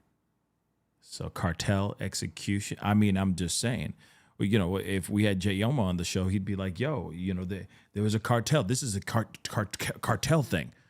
And he saw something, and then whatever cartel activity he saw, have mercy. Could that be an inspiration to what he did to Celeste? I don't know. To then developing a dissociative response, claiming he started laughing at one point, but then escalated to deliberate intentional use.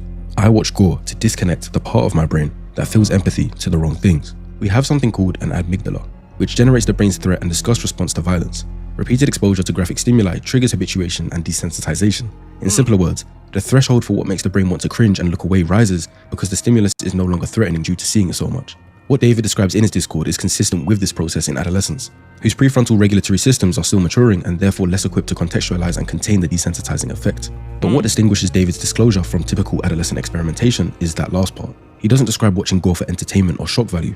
He describes it as an emotional engineering exercise, a deliberate attempt to modify his own empathic response. This level of intentionality about emotional desensitization in a 14-year-old is far from typical and represents a significant clinical signal. This would have been a major warning sign and red flag that David was gaining the ability to care less about human life. During that same isolated period, I mean, let's be real. What this Jay Wisdom, I think is his this YouTube video is from. I mean, if you really think about it, that makes sense because he's in the courtroom and he doesn't give two damns. He doesn't care from what they're saying. Seriously, when I say I don't care, I mean that's pretty much what he's doing in this courtroom. He's just sitting there, unfazed, unmoved, 0 Fs, right? So interesting. Yeah, Sally, that's just jacked up. You know, like receiving a video and an ISIS video, didn't even know what it was. You just clicked on it, you opened it, and then you just saw content. You're like, oh my dear Lord, oh my dear Lord, this is bad. So it's terrible. The internet has desensitized this entire. Our culture is extremely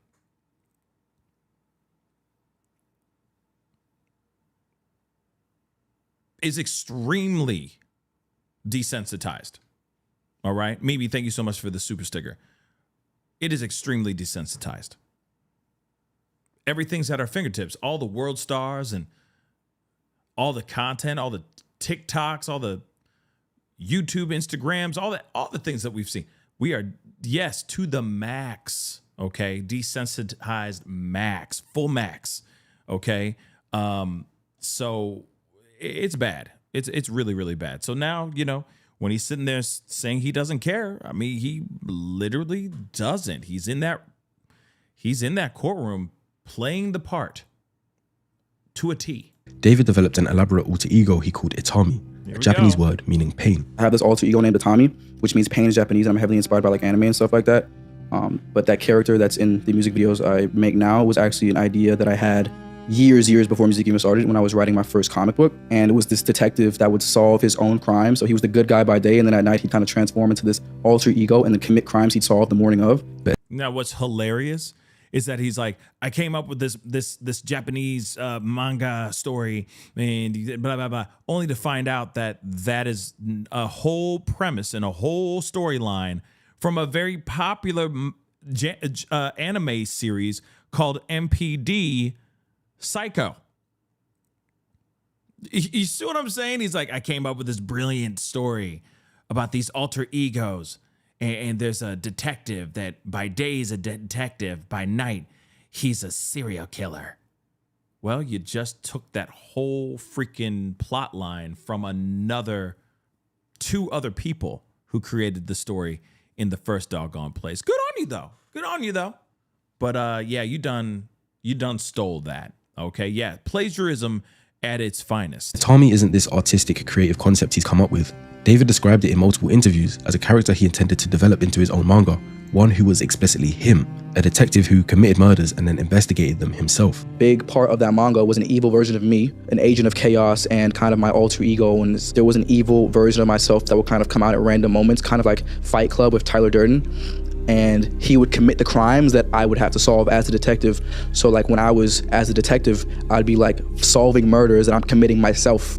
Understand that there's a difference between normal fantasy and... Do you realize that he would have been so, like, if he was successful, okay? If he didn't do any of this, if he didn't take Celeste's life and he just went off and became the artist that he is, do you realize that he would have been canceled within a year or two after doing all of this? Because he would have been sued.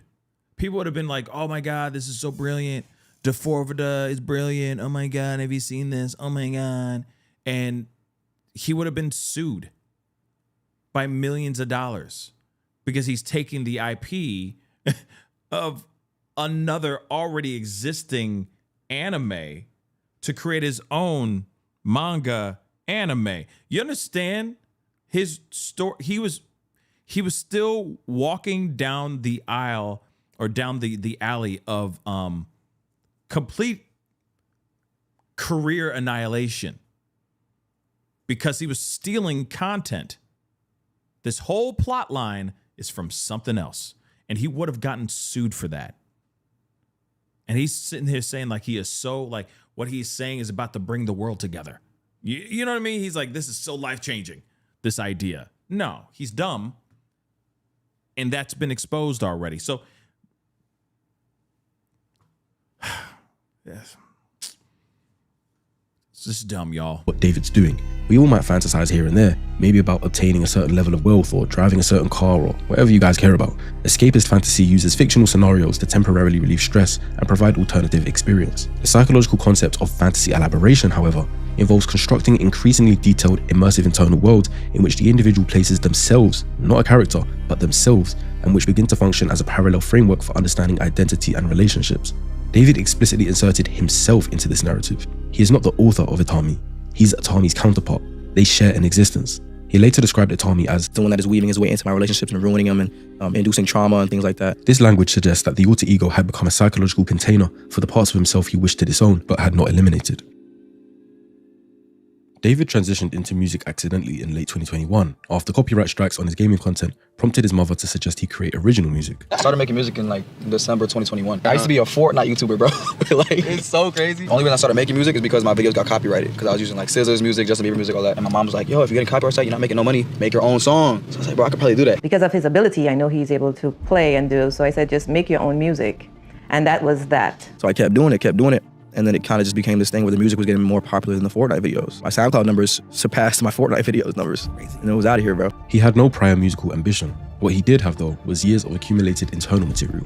The Itami fantasy, the observational psychology built through online listening, the poetry he had written since 5th grade, and a set of emotional themes like isolation, romantic destruction, duality that had no other outlet. Music gave that internal world a public form. It also gave it a socially legitimate one. Dark themes that are wrapped in musical craft don't register to us listeners as warning signs. They register as artistry.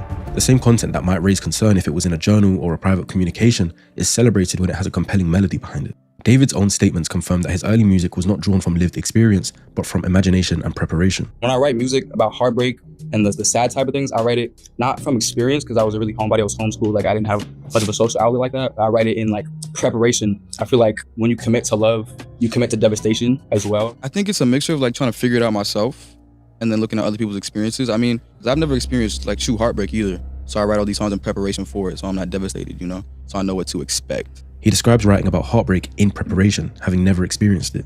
He states directly, I love over-dramatized themes of romance because it would never be like this in real life. I love over-dramatized themes of romance because it would never be like this in real life, so it allows you to like have more room to play around. The thematic content of his early catalogue in 2022, like Bleed Out in March, Dirty Secrets in May, Romantic Homicide in July, centers on romantic destruction, hiding dark secrets, killing a romantic partner, and feeling no remorse. Romantic Homicide's central lyric, which David explains in detail in a Genius interview, is constructed specifically around the active first person.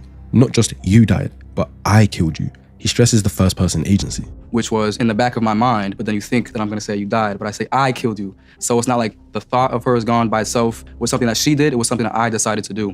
And I killed her in the back of my mind. He also describes the back of my mind as the location of this act, which is precisely where he has told us that his fantasy lives. His mother's reaction to Romantic Homicide is very ironic, but also significant. I showed it to my mother, and she was like, that song's too violent and too sad. You're not releasing it. My son is not gonna be talking about killing people in music.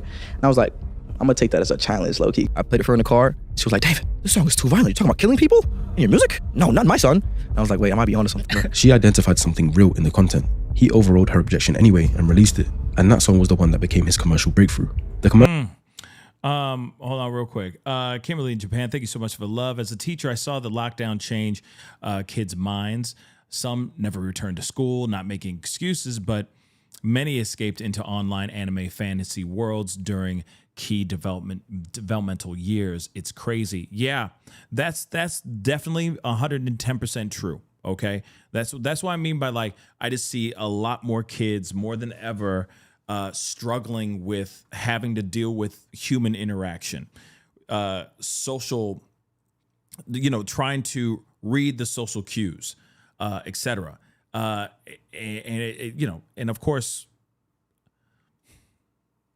obviously it's been years since that happened, but some of those kids are still having issues. Some kids are still struggling to just try to get out of the funk that they were in then, right? But yeah, I mean, I feel like this is a situation where, I feel like this was something that we dealt with back in the day. I don't know, kids back in the day would just stay locked in their rooms, playing music. That was the thing. Oh, my kid would always just go in his room and lock up his room and just play music all day long. And it's like, well, I mean, I get it. There's like, it's just a newer version. It's just a more modern version of that situation that parents were complaining about back in the day, especially when you're going through that adolescence, going through puberty, going through that adolescence, etc. Those things can be they're big developmental moments in every kid's life. It's just how it's just different now because you have the outside world coming into their room. They don't have to go outside to see the outside world. In fact, they don't have to go outside to even see the evils of the world. As much as we go, oh, I just worry about little Michael going out there and being a part of the world. They all get scared about that, right? That evil will come and find, they'll run into evil. But in actuality, evil's coming into their rooms now too. They're online, they're playing Fortnite and those roadblocks and all that. And they're talking to random people online. It's some pretty insane stuff you'll see. And there are people out there that are just going out of their way to try to find them through the internet, which is even more dangerous. Right? So again, it's very interesting. We complain about how the kids are now, but I just think that, back in the day it wasn't any better either. But at the same time, because technology wasn't as it is now, we were forced to get out in the streets. We were forced to go out. We had to go to school, right? That kind of thing. So again, this is very interesting. It's a very interesting world we're dealing with right now. I'm going to play a little bit more of this.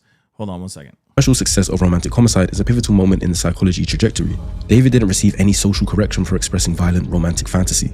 He received validation, streams, a record deal with Interscope, and multi-million-dollar career momentum. I get the first email from the labels. I showed them, I'm like, all right, my mom has to hear about this. And I was like, there's no way I can sweep this under the rug. I'm getting really famous right now. And then I meet with Interscope, who I eventually signed with, and I meet on my team, Mogul Vision for Management, that I signed on management. And then at that point, it was just time to push the button. From a behavioral reinforcement standpoint, this is near optimal conditioning. The behavior, which was externalizing dark fantasy through art, produced the outcome most desired by someone with his developmental history, which was belonging, recognition, status, and the experience of being known without truly being seen.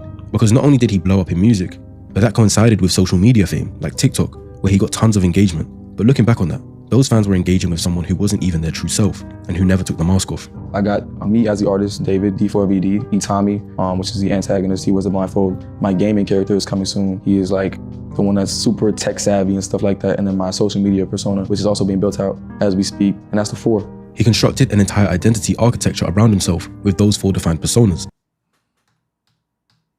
I gotta play that one more time. Who wasn't even their true self, and who never took the mask off. I got me as the artist, David, D4vd, Itami. David, Itami, D4vd, Itami, which is the antagonist. He was a blindfold. My gaming character is coming soon. He is like the one that's super tech savvy and stuff like that. And then my social media persona, which is also being built out as we speak. And that's the 4. Social media personality, tech nerd persona, Itami, and then the artist D4vd.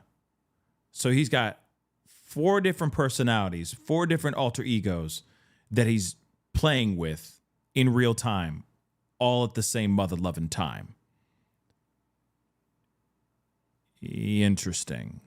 constructed an entire identity architecture around himself with those 4 defined personas: David the artist, Tommy the antagonist, a gaming persona, and a social media persona, none of which were David Anthony Burke. The actual self was not among them. What researchers describe as identity diffusion, where the boundary between constructed persona and authentic self becomes genuinely unclear, appears to be happening here. The masks were not overlaid on a stable self, they may have become the primary mode of self-experience. So David from early on learned how to switch between characters. In private, he could be this antisocial kid with dark fantasies. In interviews, he could sound smart and sophisticated. And on TikTok, he could do his best to be relatable and goofy to his audience. That ability to switch became something that we now potentially know might have helped him deal with the consequences of his future actions. According to prosecution documents, David and Celeste Rivas Hernandez first made contact online in January 2022 when she was 11 years old and he was 16. This reportedly happened on Fortnite, which would be consistent with how David got his social interaction when he was homeschooled. The prosecution documents confirm a physical relationship began in November 2023 when Celeste was 13 and David was 18. So they knew each other online for almost 2 years before ever becoming intimate. Now, here's the thing. We got to talk about this because it still shows guilt. It still shows that he's a dirty, dirty bird. Why? Because here's the thing. Say that he met her online. They're talking, they're chopping it up, they're doing their thing, whoop-de-woo. They're playing video games, they're talking with each other, they're having a great time. Nothing big, nothing terrible, nothing shocking, right? But then she runs away. She goes to his house. Maybe the entire time he doesn't even ask her age. It never crossed his mind. He just assumed, I'm just saying, just playing this scenario. He never asked questions about her age, so on and so forth, right? She comes over, she runs away, whatever. She stays with him. There's a vibe. Then suddenly out of nowhere, cops show up to his house. And he really does say the truth. Let's just say he says the truth, going, I didn't know that she was that age. But no, she's not here. Maybe that part is true. Obviously, he did lie saying, oh, yeah, she was only here one time. And then he had a photo of her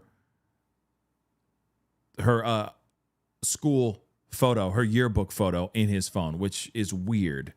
Okay, when you just met somebody, suddenly you got their yearbook photo in your phone. That's weird. But nonetheless, let's continue. Even after that, he screwed up. Even after that, let's just be real. She only went over there one time. He finally met her for the first time, blah, blah, blah. Let's just say that. Let's just entertain that for a second. He didn't know her age, which I think is absolute bullshnish, okay? But let's just say he didn't know. Let's be real. Let's just say he's telling the truth. He still went out of his way to get a burner phone to get to one of her friends so he could stay in contact with her. I mean, that's it right there. Right there. Let's just be real. As soon as he found out, oh my Lord, she's how old? Get out. I didn't know. Oh my Lord. And you would distance yourself from that person. But he didn't do that. He went out of his way, got a burner phone, paid a dude $1,000 just so that she could get a phone, just so he can send a phone to her, right? So again, no matter what, all of this, he's cooked. He's totally, totally cooked. Because I know some other people out here that are trying to change the story, trying to turn it around, make it seem like he's innocent and everything. He is no way, shape, or form innocent, guys. And a lot of things that he's been feeding us has been a bunch of bullshnish, okay? Just so you know. Let's continue, though. This is purely my opinion based on available context and evidence, but I don't believe David sought out Celeste in a predatory form, looking for a minor specifically because that's what physically attracted him. The fact he was only 16 at the time and was being homeschooled makes it completely plausible that the relationship began as some kind of intense online companionship, where he was just happy to talk to someone, with age not being one of his concerns. I believe they started off as friends who confided in each other, made jokes, and wasn't started off in any inappropriate nature. But then it turned. Oh, well, that's funny how I just stopped it right there. What changed it? Yeah, things got serious. Okay, I think, yeah, I could agree with that perspective, that in the very beginning, they were friends. Okay, they were chilling, but then things got serious. Things got serious quickly. That's what I think. And he didn't sit there and pay no mind to the fact that she was not of age. What changed it is the question. The evidence that the prosecution are bringing forward documents a pattern that David was grooming Celeste in stages that got gradually more intense. The first thing he did was make her feel special. He released a romantic homicide music video on Celeste's birthday. He then recorded a song titled Celeste in December 2023, expressing deep personal obsession, and he continually maintained her presence in his Discord server. The song Celeste references the girl with my name tattooed on her chest, a detail that subsequently materialized in reality when Celeste had his name tattooed on her finger and shared it in the Discord server in July 2024. He also never publicly posted her on social media, but would post pictures where she's present but not identifiable, or captioning posts referencing having a girlfriend to show his fans he was in a relationship, which gave his romantic music credibility. Another thing he did was use financial control. Prosecution documents confirmed that after Celeste's parents removed her phone from her in February 2024, David drove to Lake Elsinore where she lives and paid a classmate $1,000 to provide Celeste with a new phone he had purchased so that they could maintain contact. This was done after law enforcement had directly informed him that she was a 13-year-old runaway. Despite her parents and law enforcement trying to stop David from connecting with her, he chose to go around them anyway. He then isolated her from her family and support system. There's debate on whether Celeste had the best home life in the first place, but David definitely capitalized on that and took advantage of her vulnerability. Throughout 2024, the prosecution documents confirmed that Celeste spent significant time at David's Hollywood Hills residence, accompanied him to Las Vegas, London, and Texas, and was repeatedly reported missing by her family. This pattern of running away is consistent with successful grooming. The victim's primary attachment has been displaced towards the perpetrator. David had become the new safe place in her eyes, which is really sad to think about in hindsight. Another thing David desired was surveillance and control. It could be for humor purposes, so take it as context rather than fact, but in January 2024, after they'd started a physical relationship, he posted TikTok with the text on the screen implying a partner telling him that she will swallow an AirTag so he gets to know her every move. It seems playful on the surface, but with the context we have, he's describing a desire for a constant location surveillance over a minor. On January 11th, 2024, David did a Twitch stream, but he had Celeste in full view of his audience, right there in plain sight. She was wearing a hoodie and glasses to perhaps conceal suggestions at her age, and they seemed to be doing a cooking stream. Season it? It's already seasoned, but it's Alfredo. I'm yet to find the full stream, but something gets said beforehand, and the comments start saying things like, "Pray for his career, chat. You're done for, bro. Nah, you going on the Epstein list. There's no escaping this, bro. Caught you in 4K. All messages that allude to the chat realizing that David is allegedly. David reads these comments out loud and questions Celeste. Are we done? To which Celeste says, we need to delete this. Pray for his career, chat. Are we done? Are we? We need to delete this. Maz, can we delete all VODs? And then as soon as the stream ends, delete the stream too? Can we delete everything? You done for, bro? Y'all are not done? Now you gonna Epstein? Yo, wait. You see the instant panic in David because he tried to keep this relationship a secret, and this was the closest he gotten to being exposed. I mean, he made a dumbass move by doing that. I mean, thank God he did, because now we see him, right? But she said, I think we need to delete this live stream. And damn right. Well, I'm glad he did it, because now we have it. I'm glad they were dumb enough to be like, oh, they're not gonna see the difference. They're not gonna know anything. They're not gonna catch anything. And it's like, no, they are. They are definitely gonna catch this. You don't think all of Celeste's friends aren't watching this and going, yo, you're gonna burn in hell for this, bro. Like, your career's over. So on and so forth. Look at this. This says David and Celeste Island trip. I wonder what they're talking about. The Jeffrey Epstein Island. That's what they're talking about, guys. And then there's also speculation that they say that she may have been high, that she may have been under the influence, if you get what I'm saying, while on this live stream, which is a possibility. But again, he's also plying an underage individual with substances, possibly caught on film, on video, live, high. Just saying, this is all bad. And then, of course, the other part where she says, R-ing littles. She says it in the live stream, guys. She's like, oh, yeah, about R-ing littles. Who says that out loud? Who says that out loud? Maybe somebody who's subconsciously crying for help? Maybe? I don't know. But that's weird, y'all. That's weird. Chat continues with David and Celeste Island trip and David Epstein flight list. But something else gets said, and David puts his hand firmly on Celeste's shoulder and says, I media trained you. To which she replies, no, you didn't. I personally don't. Yo, I media trained you. No, you didn't. He says that's controversial, and she questions him with something that almost exposed his secret to the world. That's controversial. It's controversial of kids. No, I need to. Really good. Okay, It's been a good one. Bye. Bye, guys. Mwah. Yeah, so a lot of people are wondering, was she under the influence when this whole thing went down, because no person in their right mind, I mean, you know, if you're not trying to get exposed, you're not going to say stuff like that. Then on top of it, you got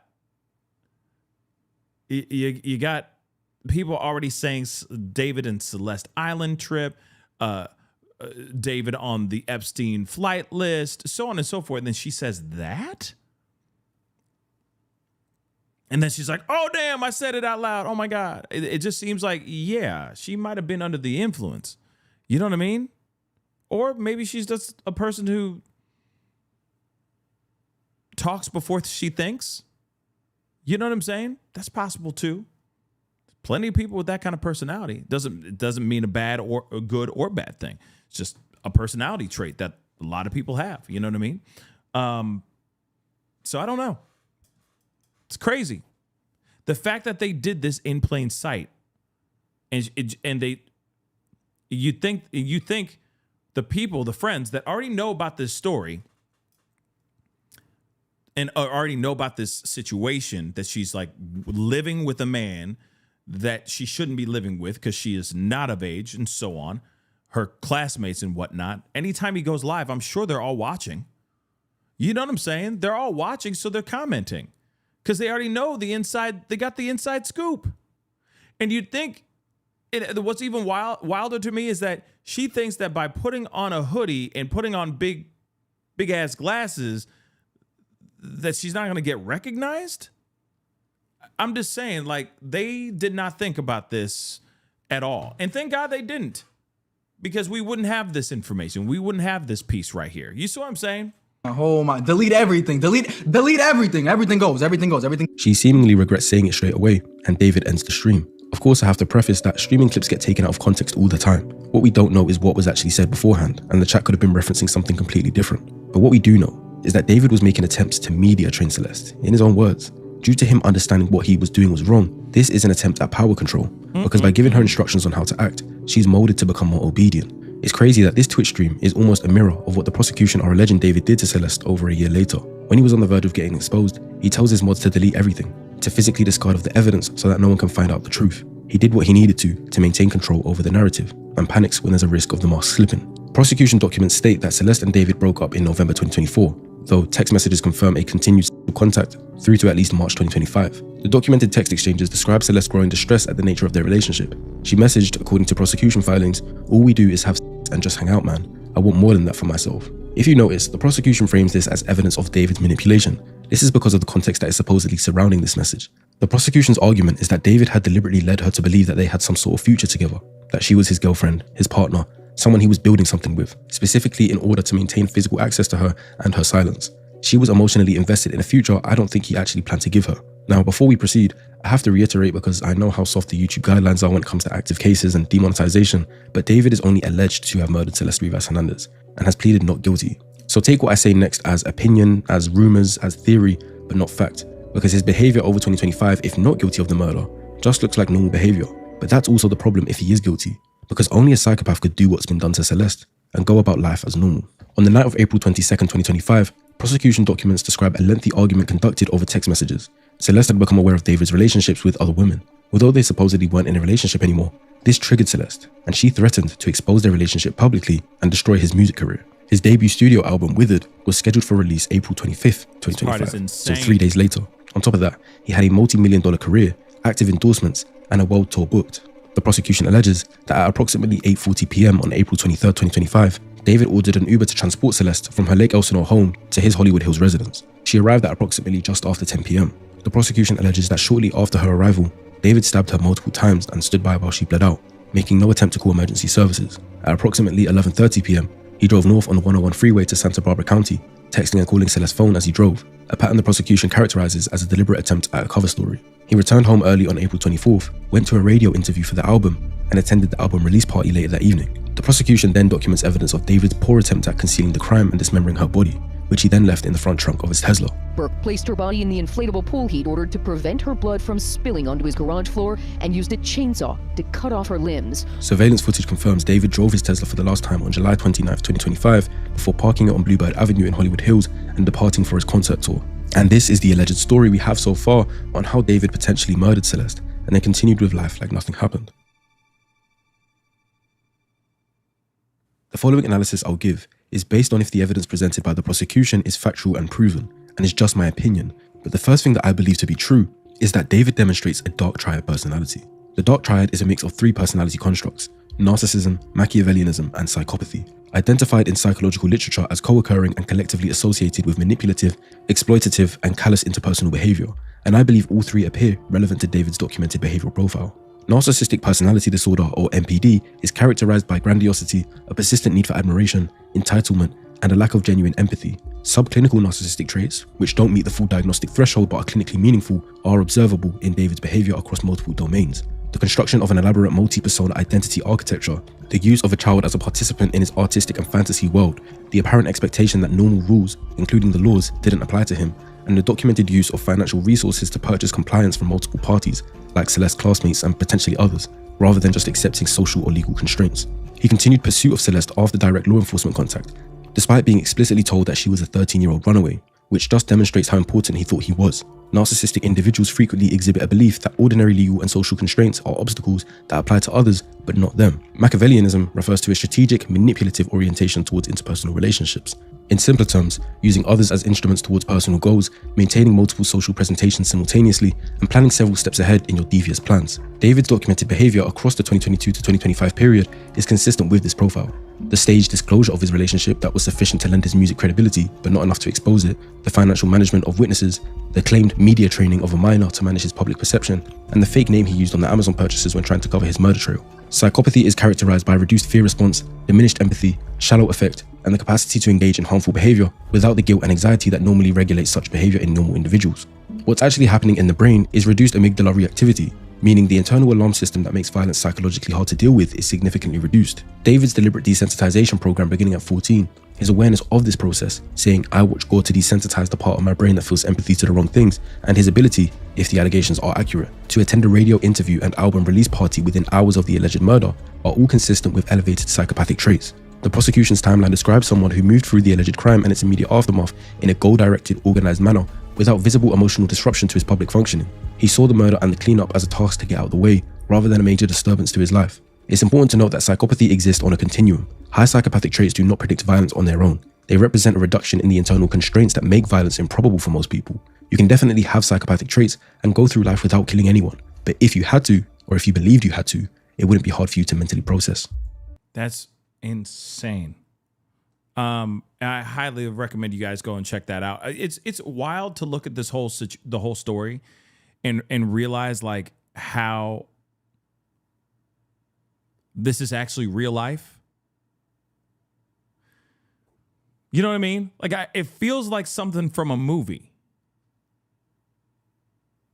It feels like something from a movie. Okay? Can I pin that? Sure. Give me a second. The video? Sure. I can pin that right now. Yeah, shout out to Jay Wisdom because I think this is a very, very good. Hold on, let me pin it real quick, guys. So it's pinned to the bottom of the chat right now. So go and check it out. But it feels so unreal, right? It feels so unreal that it's just shocking when you hear more information, right? Just absolutely insane. Let's take a look at this. Thank you so much for tagging me in this. I appreciate you. Thank you so much. Hold on one second. Let me see something here. Yeah, we already talked about that. Let me end this poll too, because it's been a while. Thank you so much, Kyla. I appreciate you. Thank you so much for being a member for the past 5 months. I appreciate you. Great show. Can I get a happy birthday shout out? Happy birthday to you, Kyla. Happy birthday. Happy birthday. Okay. Happy is the birthdays. Hopefully it's a very good one for you. Okay. So does I asked you guys in the chat or in a poll, do you think that D4vd deserves the DP? 86% of you guys out of 1,500 votes said yes. That is insane. 86% of y'all say yes, he deserves the DP. Unreal. Okay. Pretty insane stuff. But let's take a look at this here real quick. So apparently D4vd winks at Blair Burke, his lawyer, as judge pushes murder primary hearing to June 29th. So D4vd will not proceed to a preliminary hearing on May 26 as previously scheduled after both prosecutors and defense agreed Tuesday the volume of evidence in the murder case remains too extensive to fully review.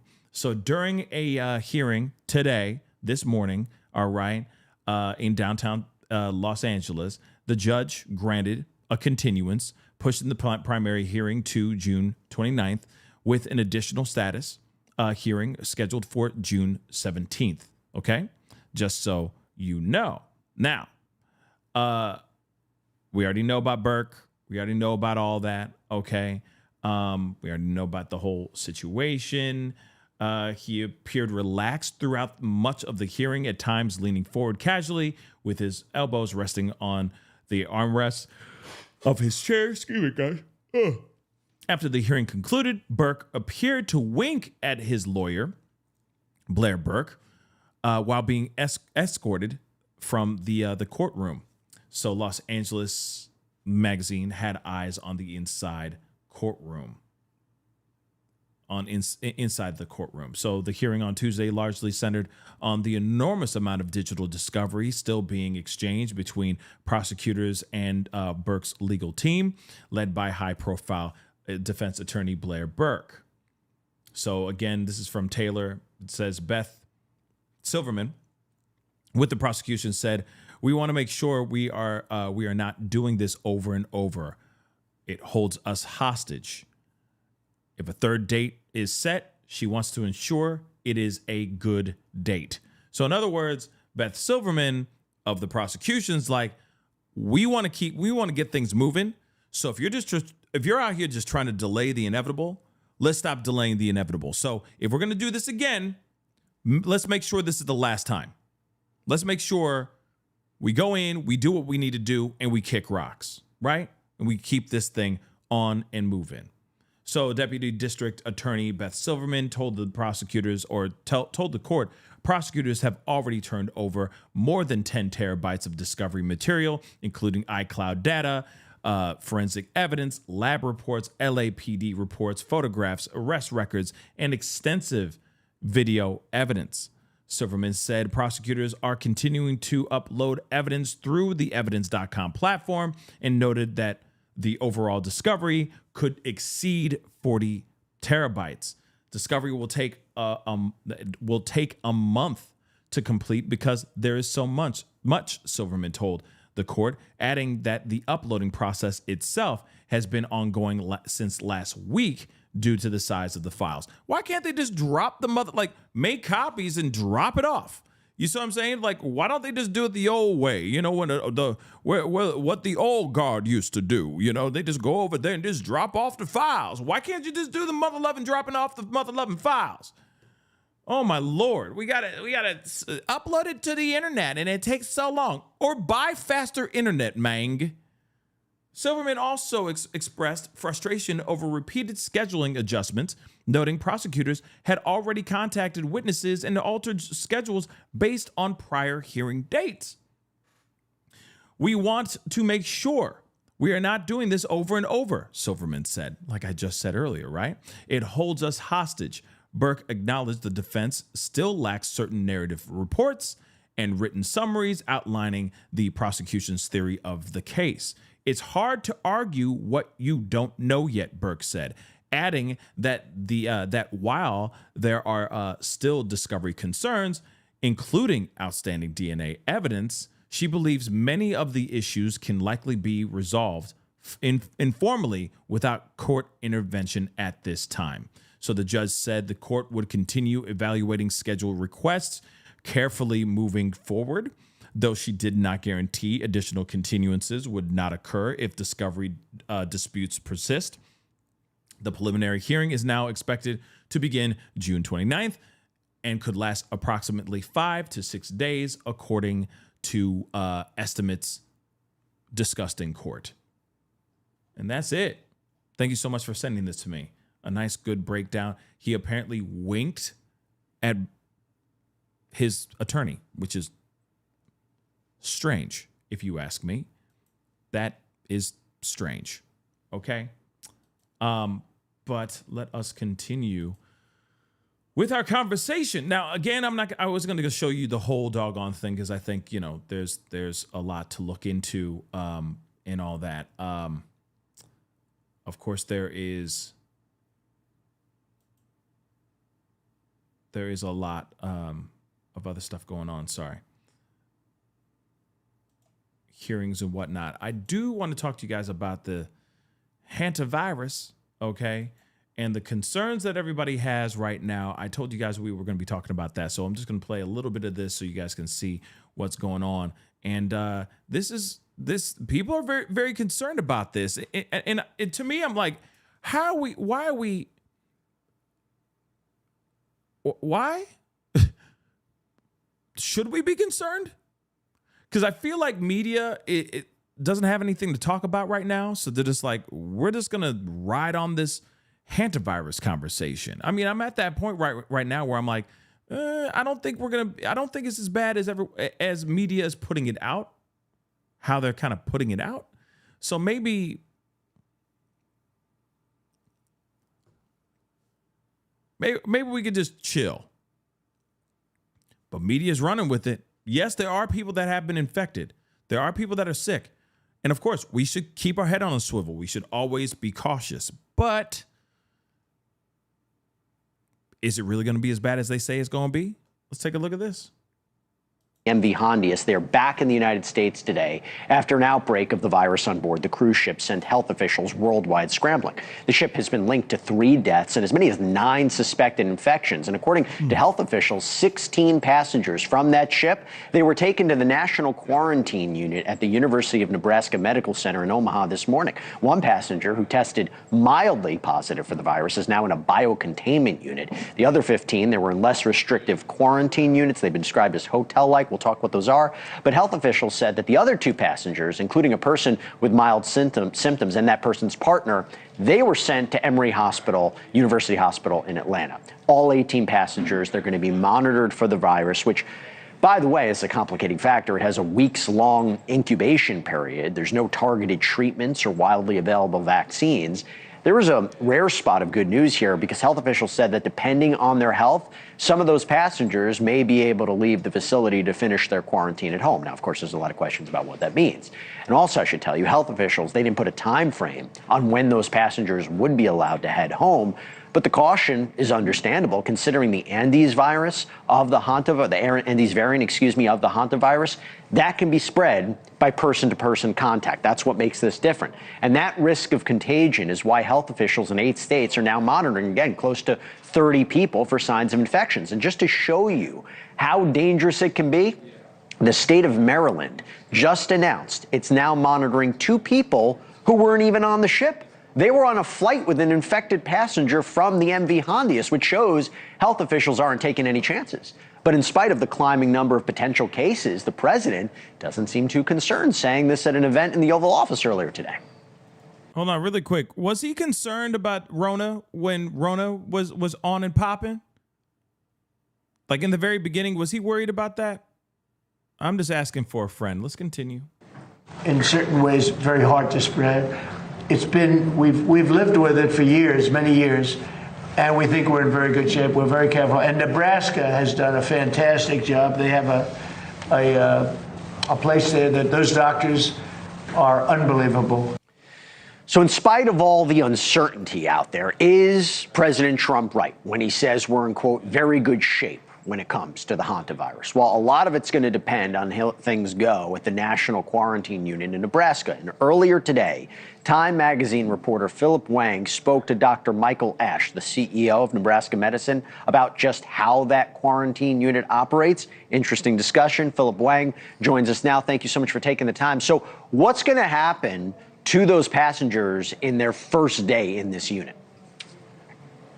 Good to join you, Jesse. So the passengers, the 16 Americans that came to Nebraska Medical Center, they will be quarantined in their center and being monitored as we speak for any of the symptoms. If any of those people display any symptoms, further testing will be conducted to make sure that the undue strain of the hantavirus is in their bloodstream. Now, one of the 16 Americans have tested mildly positive in another country. That individual is displaying no symptoms, and they were transferred to the medical center's biocontainment units for further testing and monitoring.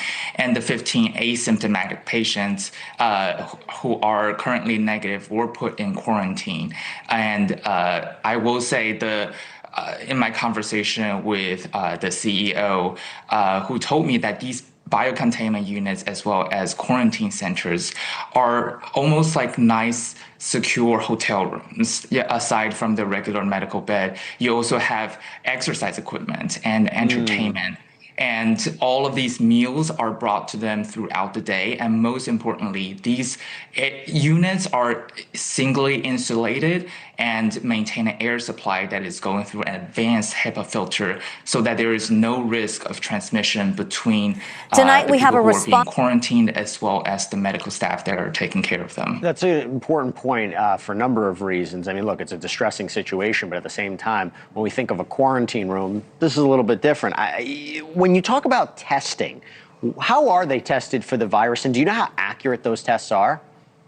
So the Dr. Michael Ash, the CEO of the Nebraska Medical Center, told me that they're conducting PCR testing. These are not your regular off-the-shelf COVID testing that will tell you positive or negative. In fact, it will look into just how much virus is in your bloodstream. Now, Dr. Ash told me that it is possible that there would be virus in your bloodstream, but you don't show any symptoms. That is totally possible. It means that your immune system might be fighting off these virus.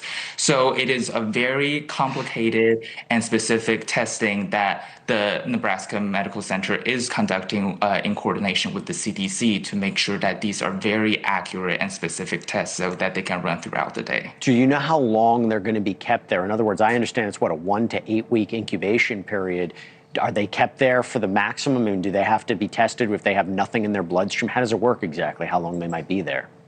So the current protocol requires them to stay at these medical centers for 42 days.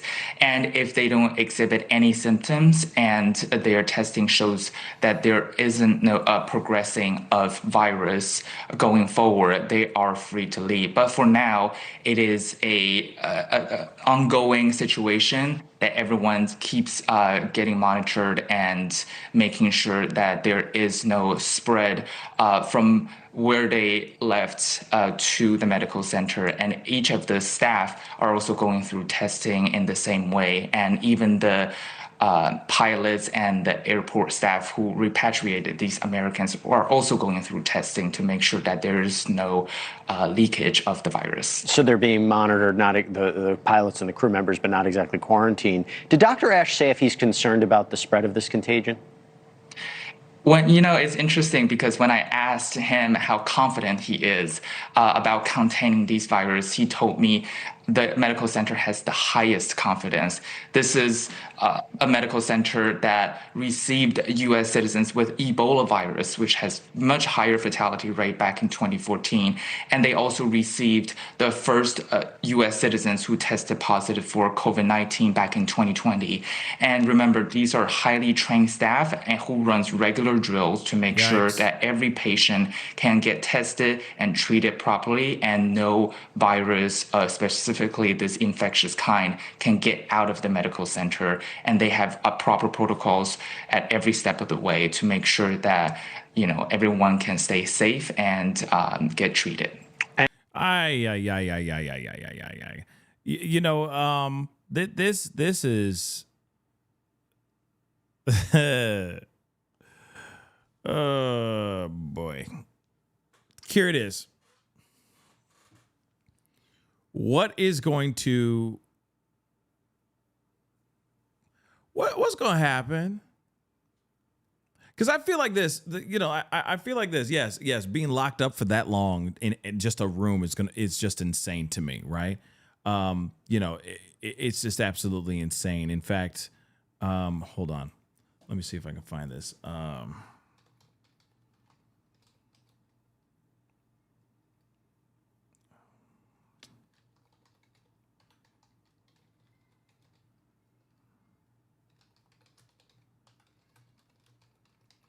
Hold on. Let me see this. And Jamaro, I think I'm saying that. Jamar. I'll just say Jamar. Thank you so much for the love. I appreciate the super sticker. Thank you so very, very much. I'm actually kind of curious where these people are going to be, like, where they're going to stay. You know what I mean? Like, how they're going to be living. Are they just living in tents for the next couple weeks? Or are they going to be staying in some luxurious hotel? Like, it's very, very weird how things are going to be. Very good shape. We're very careful. And Nebraska has done a fantastic job. They have a place there that those doctors are unbelievable. So in spite of all the uncertainty out there, is President Trump right? When he conversation, you have these passengers that are in quarantine. Okay. Do you agree with the way that this is being handled right now? Do you agree with President Trump's assessment that we're in, quote, very good shape when it comes to handling the Hantavirus?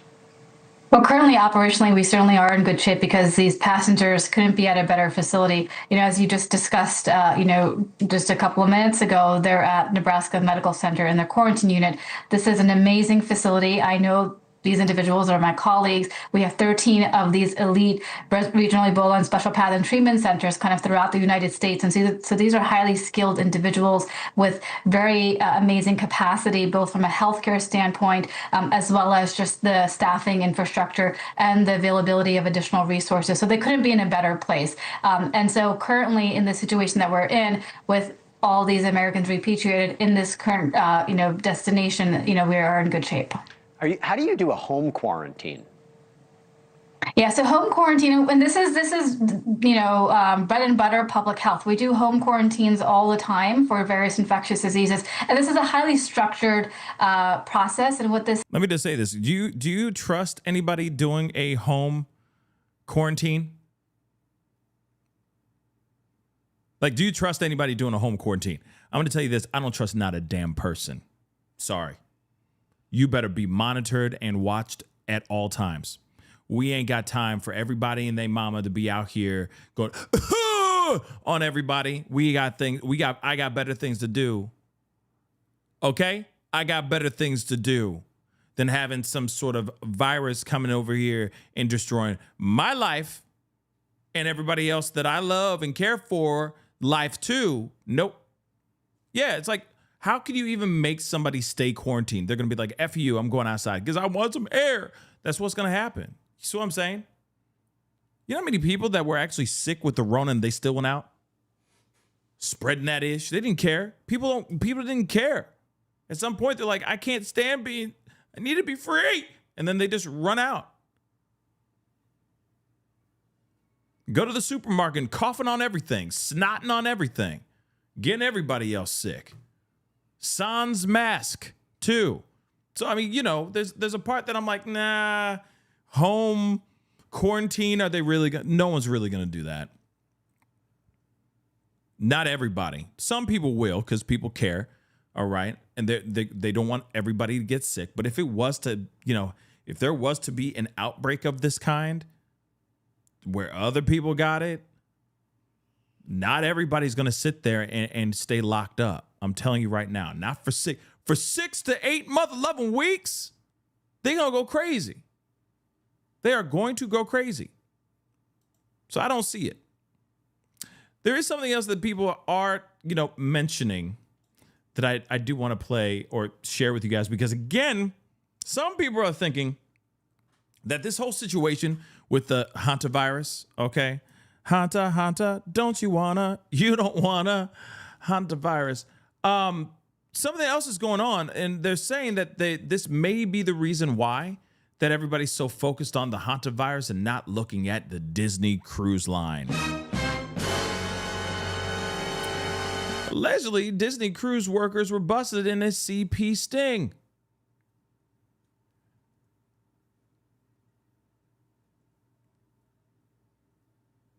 Yeah.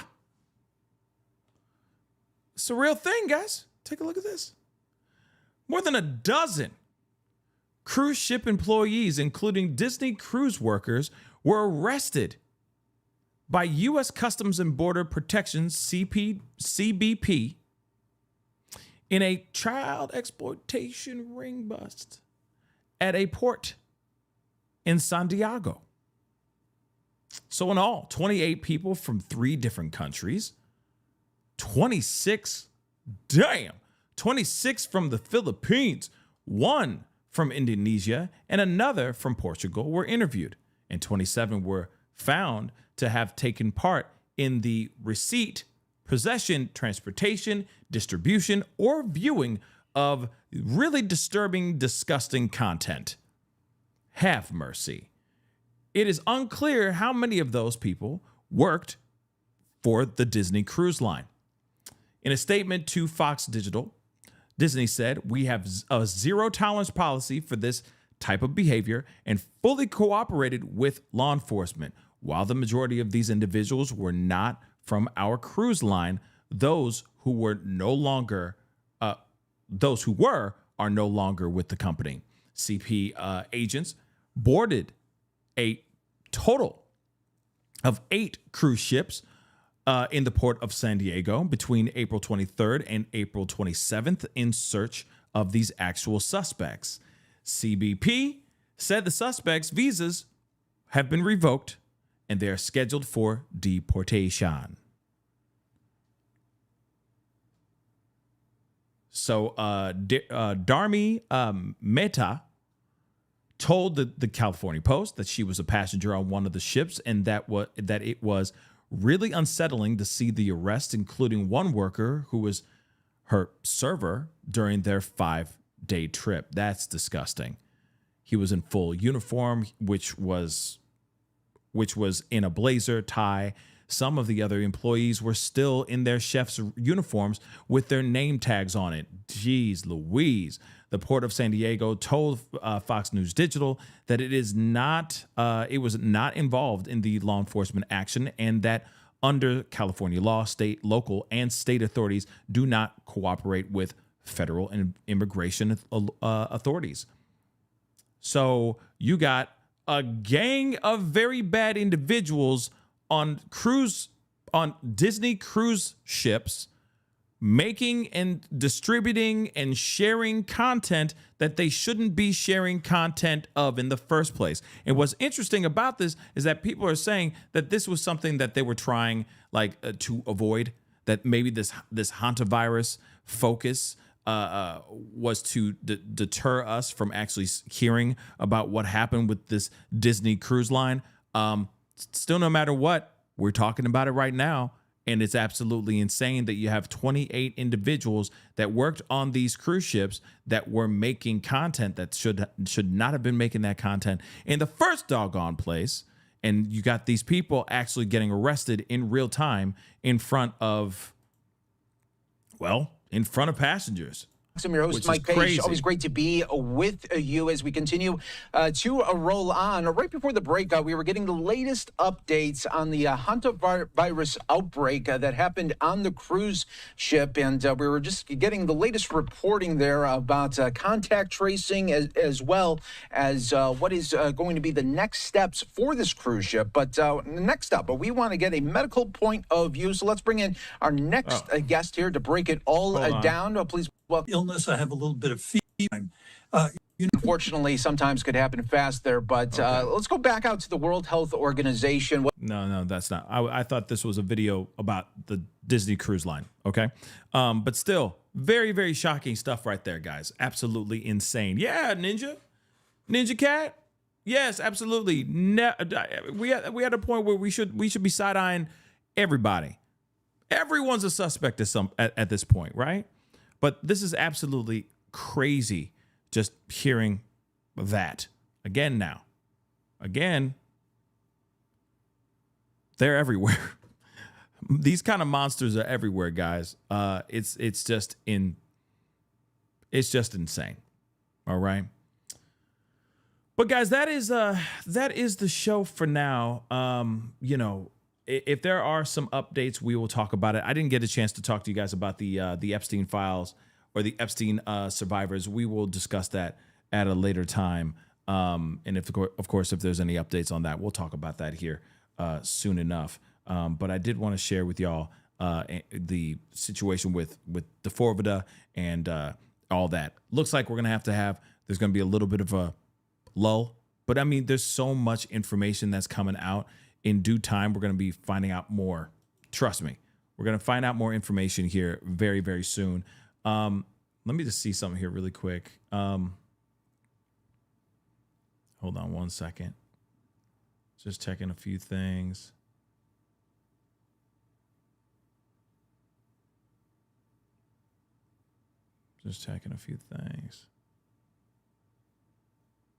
Jamie Foxx is about to be a daddy again. That's interesting. Just so you know.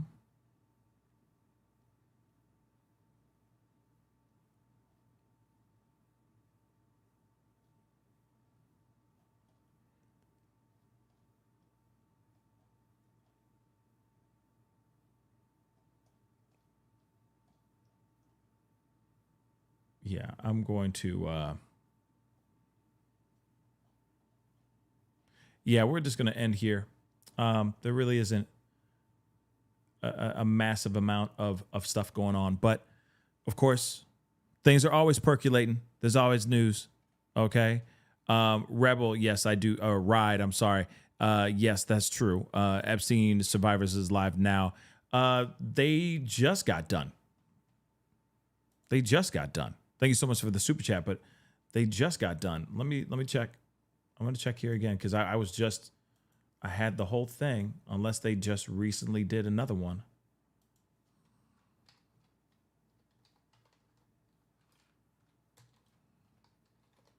Just checking.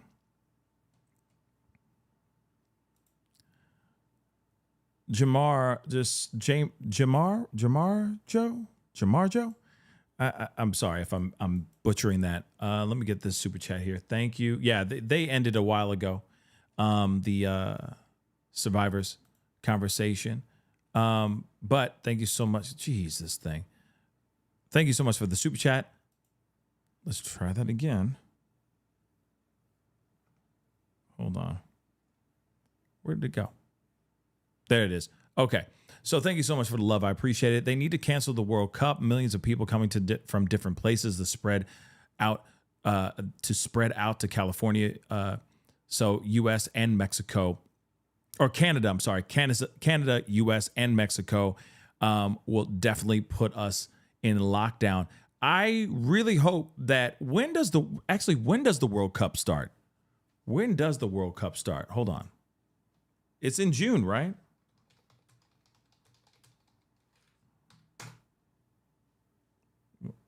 June 11th. So it starts in June. June 11th is when it all starts popping. Okay. Well, hopefully things will be figured out before then. But yeah, it's a recipe for disaster because that's all a lot of countries and a lot of people flying into America. It could be an absolute, it could be a cluster F for sure. But we'll see. We'll see what happens. They should try to find a way to get this under wraps before ish hits the fan, for sure. But we'll see what happens, right? Fingers crossed, guys. But that's the show, guys. I appreciate all y'all for being here. It really means a lot. Thank you so much for tuning in, being a part of the conversation. Hit that like button down below. Crush it, do what it do. Hit that reaction button if you're watching on these other platforms. Make sure you hit that follow button as well, okay? Subscribe right here on my YouTube channel. Subscribe. Don't go to my second channel, The Pascal Show. Clips. Subscribe over there. Hit that notification bell. Set it to all so you know whenever I go live, whenever I upload, because it's random. Hit that join button down below. Become a member. Check out my Patreon. And, of course, check out PascalMerch.com. We got some really great stuff over there, so please go check it out. pascalmerch.com. Anyway, guys, it is time to get going. Much love to you guys. Stay safe out there, and thank you so much for enjoying the show. I appreciate you guys. Y'all really mean the world to me.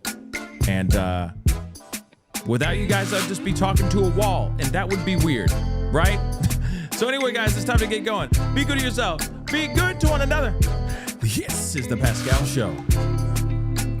Bye.